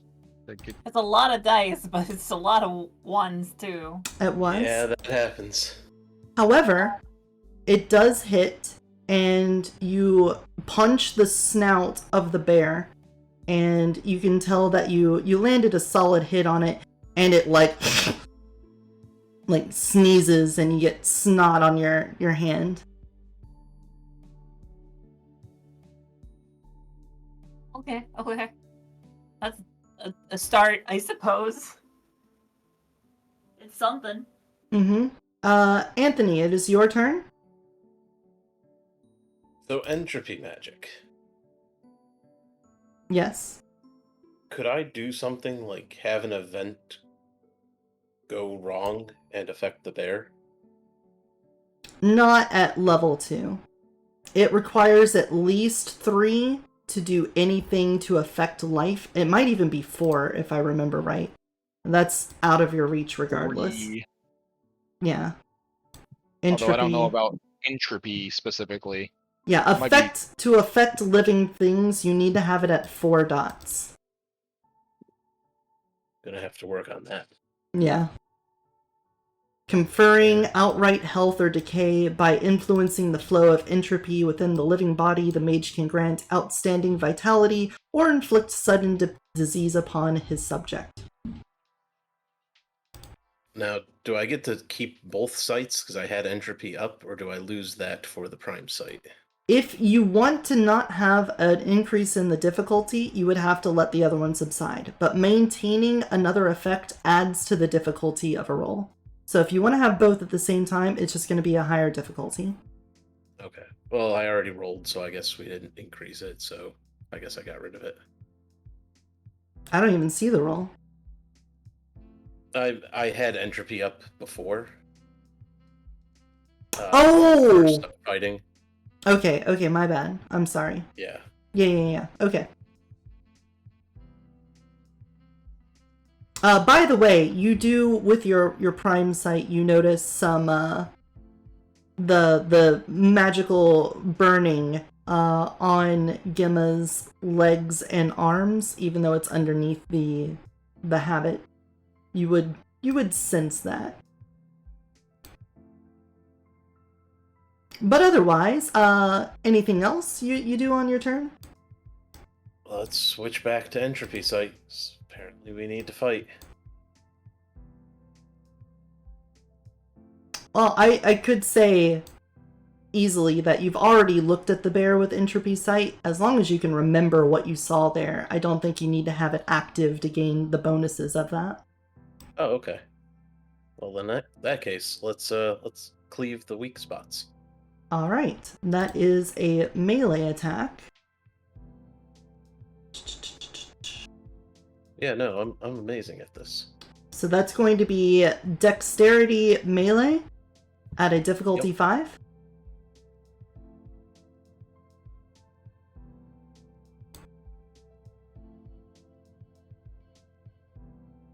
Nice. Tell me where you chop this bear then.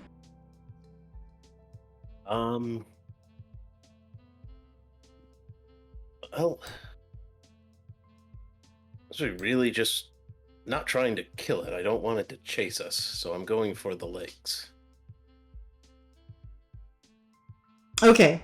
So, after Gemma punches it in the nose, it shakes its head and gives a little and you take that moment to slash at the legs. It doesn't see it coming, and it's not able to dodge. And because you have this clear knowledge of where it's weak, the cleaver digs deep into it, and it's quite a ferocious rending of its flesh, and it gives out a howl, and then it turns to swipe at you. How do you defend yourself? You can block. You can try to block, you can try to dodge, or you can try to parry it. Parry. Parry. I can parry. I can't do the others. Block the bear. Yeah, I don't have. Well, I can't block because I don't have brawl. I can't dodge because I don't have athletics. But he can try to parry. Okay, so the bear with its incredible, greater than inhuman strength. Wow. We'll take a swipe at you, and then I need you. Let's double check that for parrying before I say the wrong thing.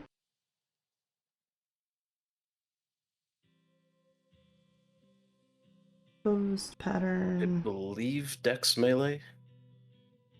It sounds right. It's paradox. Parry.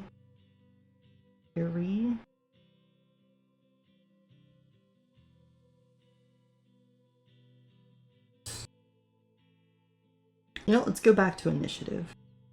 That was the last thing I saw whenever I was looking at combat stuff. $3.99. There we go. Hey. Alright. Give me combat table.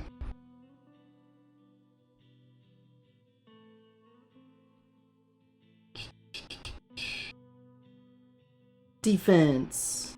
Dodging, blocking, parrying, yes. Roll dexterity plus melee. At difficulty 6, like I said.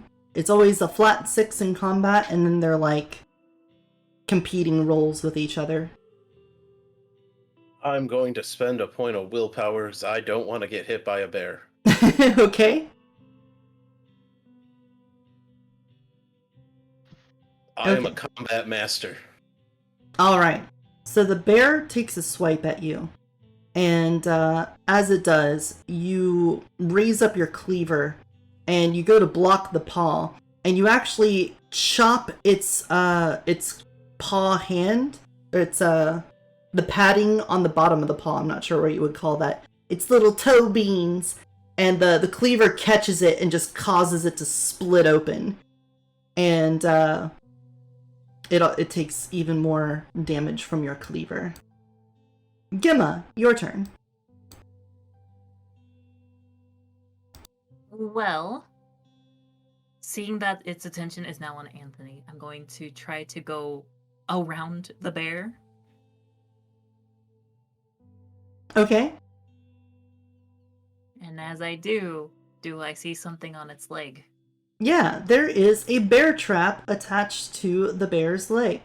It looks Yeah. old and rusty, and at the end of the chain, there's a very large spike that looks like it was in the ground. It still has mud covered in all over it, and it seems to be about like a yard long.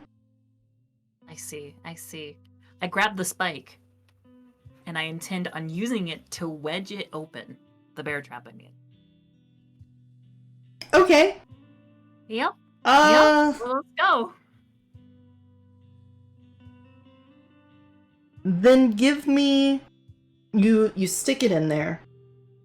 First of all, give me a dexterity melee check to see if you're able to stab it into a bear trap on a bear that is moving around and actively attacking you all at a difficulty at night 8. Cool. Unfortunately, unlike martial arts, I get like no bonuses for melee. 8. Okay. You stab the stake and you successfully wedge it into the ground next to the bear as it shuffles its leg away during its pursuit of Anthony. Anthony, your turn. I guess we have to go for another attack. If it's still coming at me. All right. Then let's see what you've got with your dexterity melee difficulty 6 roll. Oh, the still seeing the weakness only works for one attack. Oh, I'm sorry. Yes, make it difficulty 5. Sorry. Okay. Then 4 dice, go. Okay. As you maneuver, you did that recent slash, and you saw Gimma do something on its other side, and the bear has to put the paw down that it just got caught open, and it lifts up the other paw to smack at you, and you can see it wince in pain as the first paw touches the ground, and as it does, you take that moment to strike at it, and you're able to cleave it on the face and gash out a portion of it, leaving a scar that runs from the top of its brow over the eye and through the cheek. And you can tell that the juices of the eye are starting to bleed out of it. And the bear decides to take off. And the bear gives a almost like a whimper, like a dog whimper, and then runs away with a little limp on that other paw as it does, and takes off into the woods. Poor bear. He didn't deserve all this.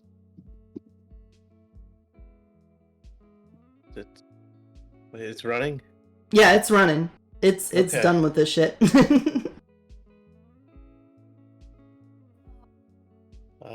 Relief.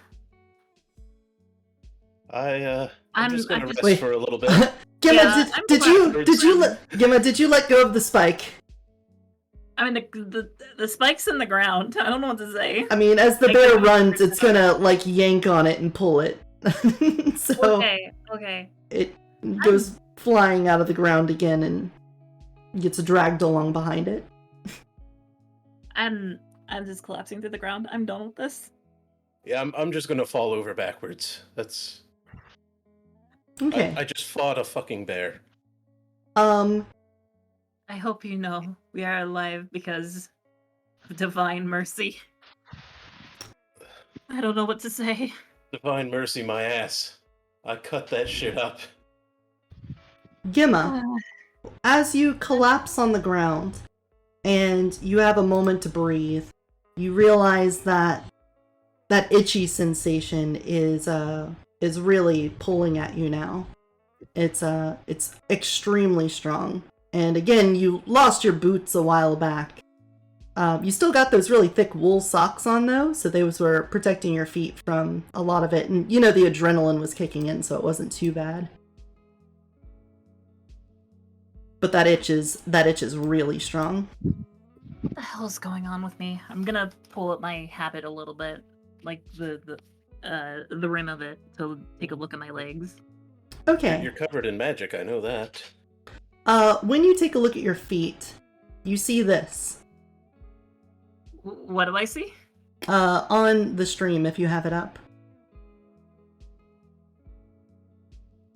Huh? You have Hey. rabbit feet. Rabbit.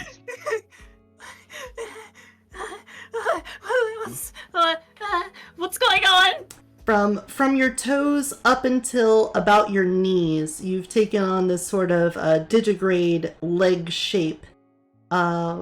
There's white fur dusting the toes up into your ankles, and then this sort of grayish black fur going up from the ankles to about your knees. And then it goes back to being very humanish thighs. No. I'm. How did this happen? I'm a person. I'm not a beast. What the hell? Wait a minute. I'm gonna pull up my right sleeve as well. As you would expect, you have incredibly fluffy fur. Oh, it is so luscious and warm. And it goes all the way from the midpoint on your bicep. It's like not up to your shoulder and not down at your elbow, like at that halfway point. And it goes down to your hands. And oh, you got like little claws there on your fingers now too. It still maintains a very human shape. Like you still have an opposable thumb and you can grab things, but you've got lovely, just lush white fur on your arm. For Anthony, there's this moment where there is just this sharp inhale before an ear-piercing scream.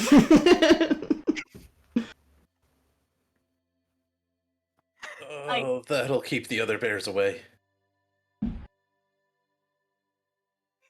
have I become? What the hell is this? This is supposed to happen. This has never happened before. What the hell? It's, you said, divine mercy. Is this hubris? Am I nothing but a lowly beast?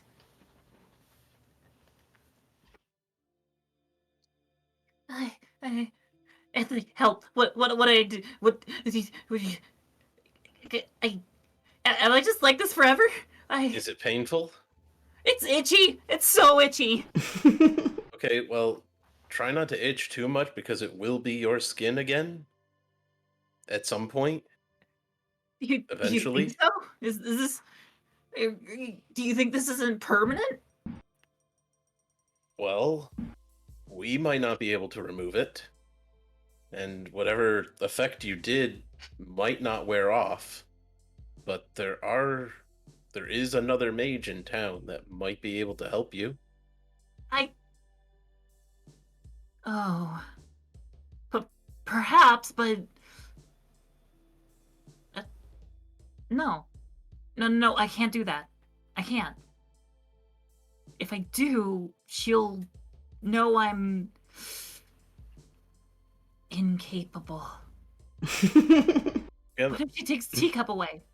Gemma, do you remember what I said last week when you thought the teacup had died? Vaguely? It's important to own up to mistakes and not try to hide them.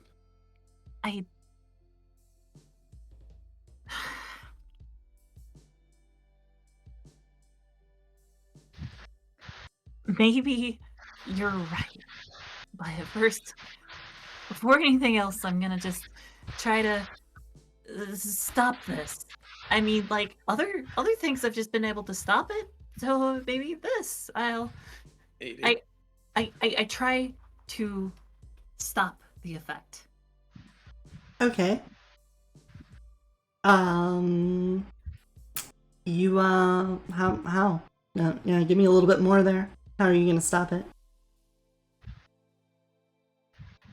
You know, that's a good question. For most of my effects, I've never really had to think about it much. It's just been like closing a book or something like that. Well, let me give you a little direction. How did it happen? I drank holy water. And that was because it was what kind of magic? Life magic. Okay, so if it was caused by life magic, what might undo it then? Life magic. Alright, you want to try giving that a go? And it's too bad the I'll group's give that a go. master of life magic isn't here to help you. Just you decided to stay back. I mean, I didn't know that there was going to be a bear attacking you, and I can't You still honestly change don't. my character's actions to metagame that way. And two, I And never got a you? chance to get up to see if I was going to walk through that or not. So I got the one turn, and that was it. Mm. Okay. I open my thermos Mm-hmm. and I'll take a swig. And as I do, I will think and pray and be like, you know, hey, I was designed in God's image and I sure would like to stay in God's image. That would be real nice. Alright then. You think God's thing against rabbits? Well, no, but it's just, the human body is the. Shut up. Give me an arete at difficulty 6. Okay. Arate, difficulty 6. Hey, that's pretty good. That is Nice pretty roll. good. So you drink the water, and that tingling sensation only helps to flare up that itchy feeling that's over you. But it feels itchy in a slightly different way. Instead of the fur growing out, it begins to recede. The claws that are at the ends of your fingernails begin to flatten and retreat back in, and it feels like your bones are popping underneath of it as they do. The hair on the paws and on your feet begin to pull back, and your toes begin to look more human again. And you're able to, over the course of maybe 30 seconds, return to your normal human Gemma body.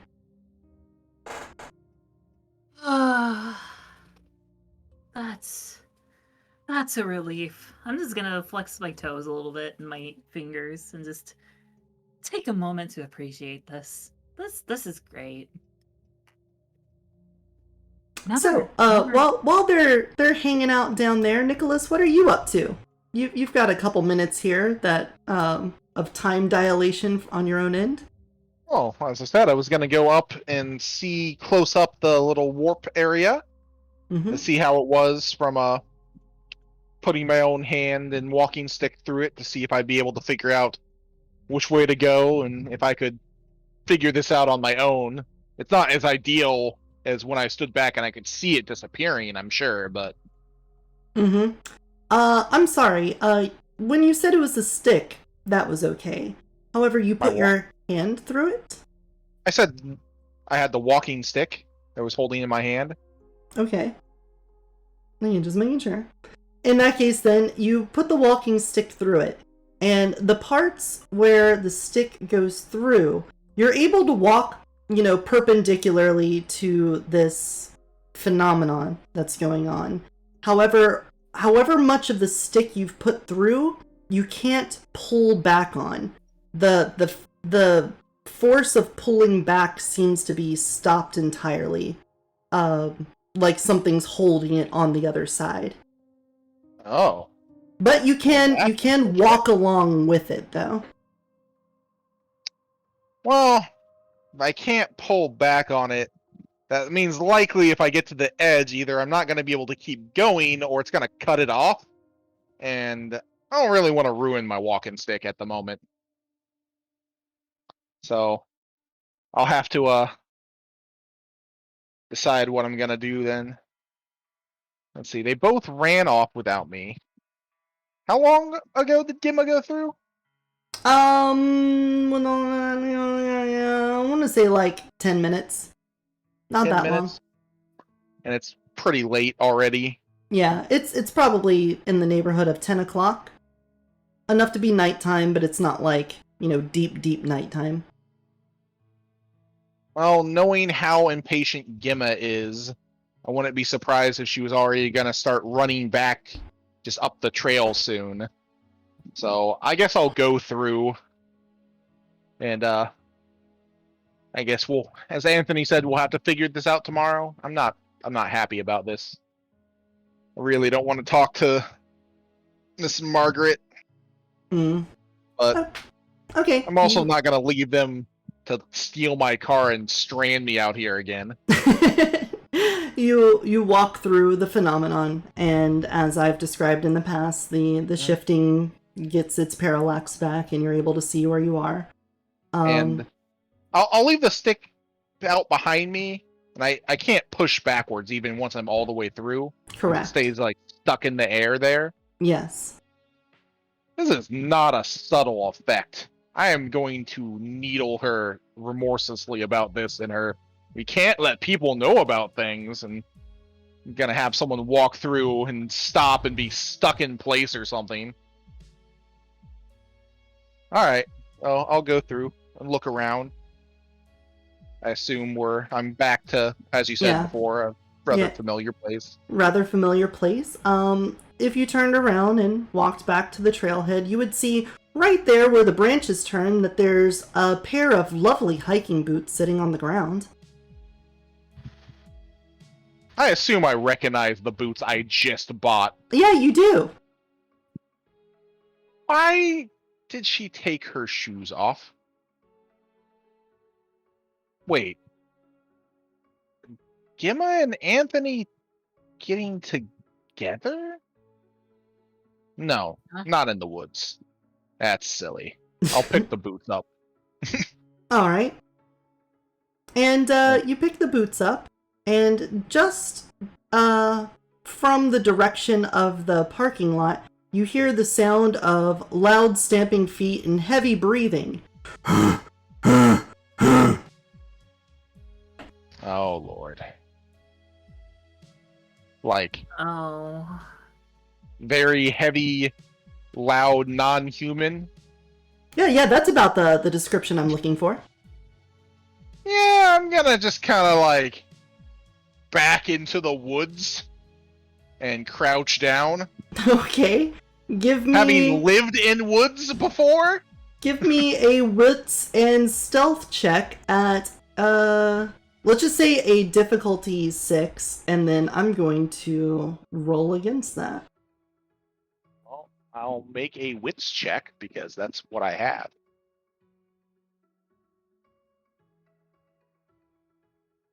Let's see.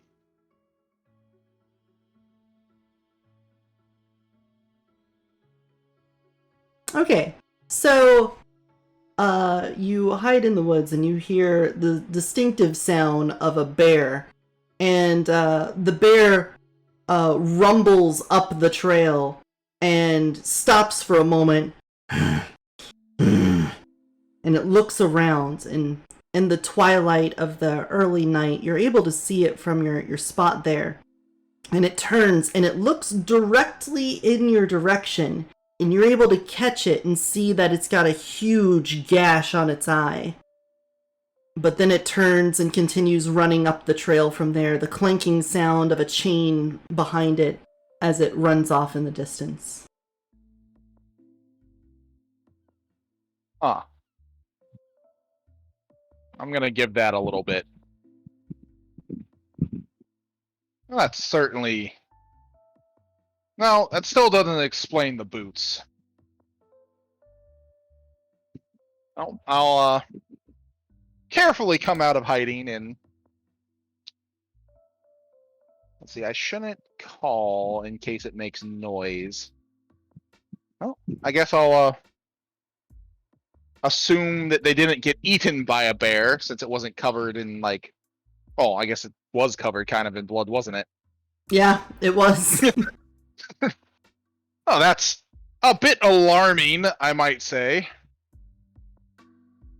I guess I'll go up the way it was coming from, Yeah. since obviously I didn't see it chasing anybody. I'll hurry as well up that way, Okay. just in case they're injured and need help. All right. It doesn't take long before you run down the path and you see Anthony and Gemma laying on the ground, looking quite exhausted. Oh, good. You're not dead. I probably have blood on me. You do have blood on you. But is it like just on his hand? Yeah. It's not like soaking through his shirt or anything like that, right? He's got like a splatter on his sleeve and his hand. Are you two all right? Oh, look who showed up. I would have been here a little bit earlier, but a bear was running down the trail. Yeah, we're aware. Nicholas. I fought a bear and I won. That's correct.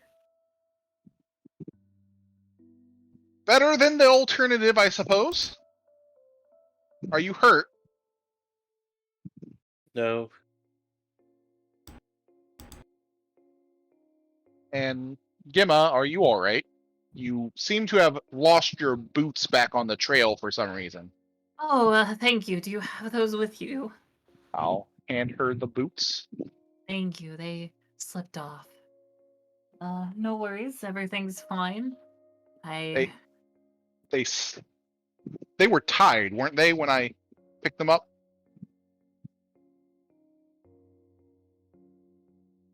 Yeah, they were still tied. Yeah, absolutely. Oh, I suppose running from a bear could? No, I'm still not sure about that one. Do you say that aloud? Yeah. I don't have the sense of mind to not say my thoughts like that aloud. I mean, I don't know what to tell you. That's what happened. They slipped off. That is unfortunate. I'm not going to say that that's a lie. No. Not a lie. It is a half truth, but okay. I mean, She's been through enough being attacked by a bear. I'll let her have this one for now. I can confirm when she sprang forward, they just came right off. To teach you how to tie laces, I guess. To be fair, it's not exactly the greatest skill of mine. Still, you're both all right. Yes. We've both decided that we should really talk to someone.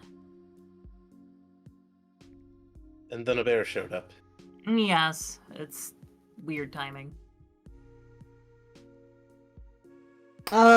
Nicholas, you hear a vibrating sound coming from your backpack. It's like your phone.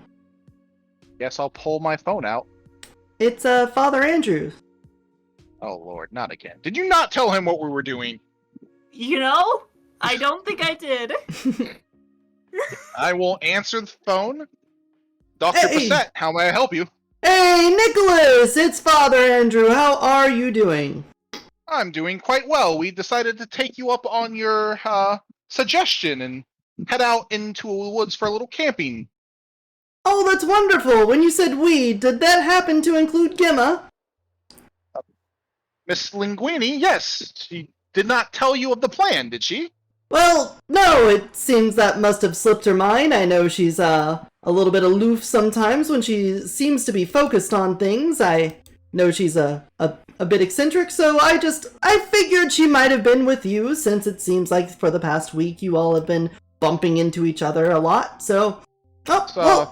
She was interested in seeing the local nature, so we got a little sidetracked. We were on our way back. I'm sorry to have worried you, Father. No worry at all. I just wanted to make sure she'd be here for service tomorrow morning. It is Yes. Sunday after all, and we wouldn't want to have a bad show for all of you, and I expect you're going to be there too, right? I will make sure she gets back and has plenty of rest, Father. Right. You're a And good I boy. believe Anthony picked up something special for the meal tomorrow as well. Oh, you two are fine lads. I know I could trust you. Well, we really must get going if we're going to make it back in time. So Oh, I don't let want you you know when we get driving there, so and you don't talking on the worry. phone. Don't even worry about it. As long as I know where she is, I know she's in good hands with you. So please have a great night. I'll hang up. Yep. My God. So do you guys head back to I'm the gonna car? hold out a hand to help her to her feet and help her back to the car. And I would like to just mutter under my breath, I would have liked to talk to him. If you want, I can give you my phone to call him back. Moments passed. It's fine. It's fine. Are you sure? Well, I guess we don't get to rest anymore. I mean, suppose not. are you particularly in need of extra rest? I figured you'd rather get out of the woods as quickly as possible. Fair point. Yeah, no, that is that. Yep, we were waiting for you. Alright. Well, without too much more event, you guys managed to navigate your way back to the car park and get into your car. And that is where we're going to end today's session. So, And might it bees? how do you guys feel about today's session? I have fun. I think you're setting up for us to either talk to Margaret or get ID10's correspondence mage in here to break her magic. You need to fight fire with fire, or space with space, I guess. Look, I had a perfectly good plan of how to get around this, but seems other people want to talk to the arch enemy, so that's fine. We need to get Anthony his social interactions, so I'm very sad I wasn't there for the fight with the bear, though. Yeah. They only barely survived. Yep. Off of Gemma's bare fists in combat. And Anthony's cleaver. That did. Gotta respect that cleaver. Yeah. You better wash that. Of course. I can't prep meals with this. It's really too bad. I wanted to help the bear out, but I wasn't going to do that on my own. Would you guys want to get some experience points? Yeah, That's I think a I could pretty use good some idea. Okay. EXPs. So, each character gets a small degree of experience just by facing today's challenges, so get yourself at least 1 point. Yay! Then, learning curve. Characters who've truly learned something new, important, or significant to the plot or their personal stories can earn a point to reflect how that knowledge has expanded their horizons. Well, I think all of you did a little bit of research into the major plot points which really drove today's episode, with you going out in the woods and looking for Henrietta's cabin. So I think all of you deserve 1 point there. Yay! Yeah, reading Thor comics. Very important. Yeah, it was. You helped progress Gemma's 4. knowledge of Yggdrasil. Yggdrasil. The Y word tree. 1 point for role-playing. A player who goes above and beyond the group's usual level of role-playing should be rewarded. Anyone? Always hard to say above and beyond. Yeah. Following his quirks or archetypes, even the player realizes that his character's making a mistake, and so on. I suppose we can say that both Nicholas and his stubbornness to test out the magic, and Gemma in wanting to try to judo headlock the bear. Both of those in character made sense, but as players, I know you had to fight the choice to do anything otherwise. Does anyone have a case to make for Anthony's actions? I mean, he was very cleaver heavy. He was very He cleaver stuck heavy. to his cleaver. True. Okay, so yes, I'm not really a fighter. Mm-hmm. I also know my stance or my stats in terms of in-game that I can't outrun people, which means I'm definitely not outrunning a bear.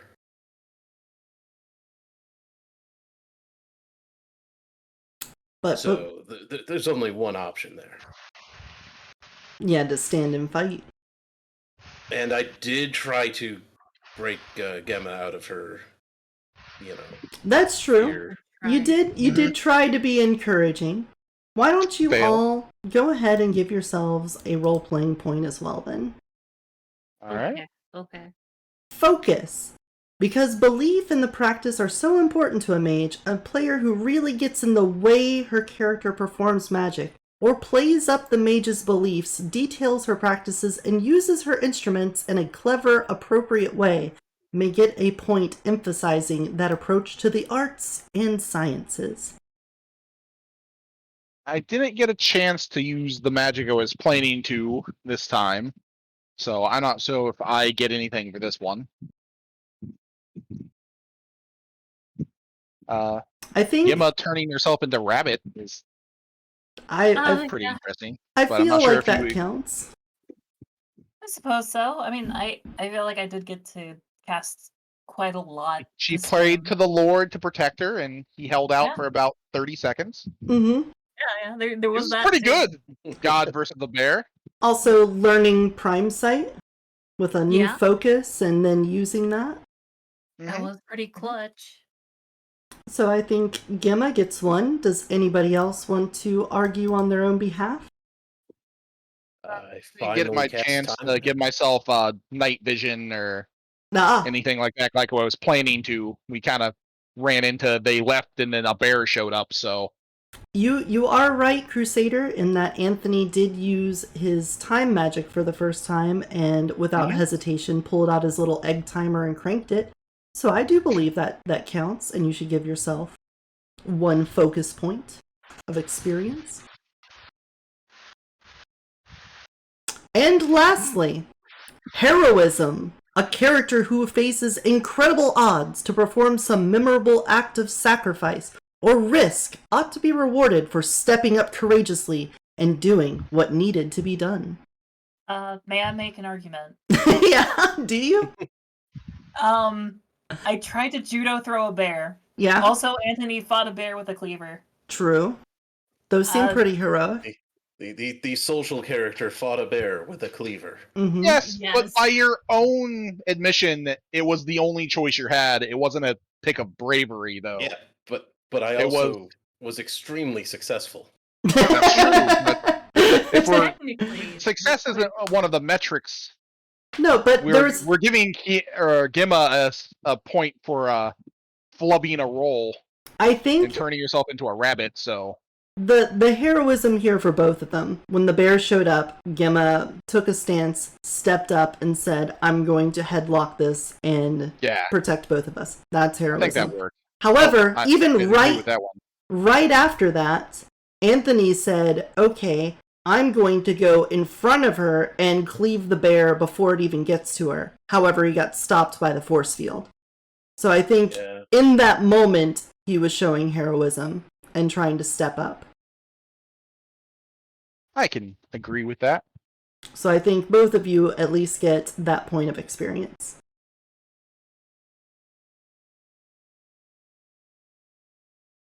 Any other arguments? Or shall you ever hold your tongue? I mean, don't think I had much of a thing for heroic bravery. Yeah. It would have been very, very stupid to fight a charging bear on my own. It would not have been brave. So. Yeah, that wouldn't have been too heroic. If you chose to go and confront Margaret, that probably would be heroism. I mean, it's also dumb. I'm also looking forward to those interactions. But okay. Anything else you guys want to say before we end the recording for all of our lovely YouTube followers? No. I think this went above the bare minimum for a good session, so congrats everybody. I'm glad it felt like it was above the bare minimum. I thought it was actually, minimum. I thought it was actually incredible. Our first combat encounter. Can you say you barely contained the excitement at it? Mm-hmm. Yes, barely. Yes. Okay, guys. Well, thank you everyone out there, both on stream in the audience and also on YouTube who follow and watch this. I really appreciate you guys hanging out with us. And until next week or next time, please take care of yourself. Bye-bye. Bye. Bye bye. Peace.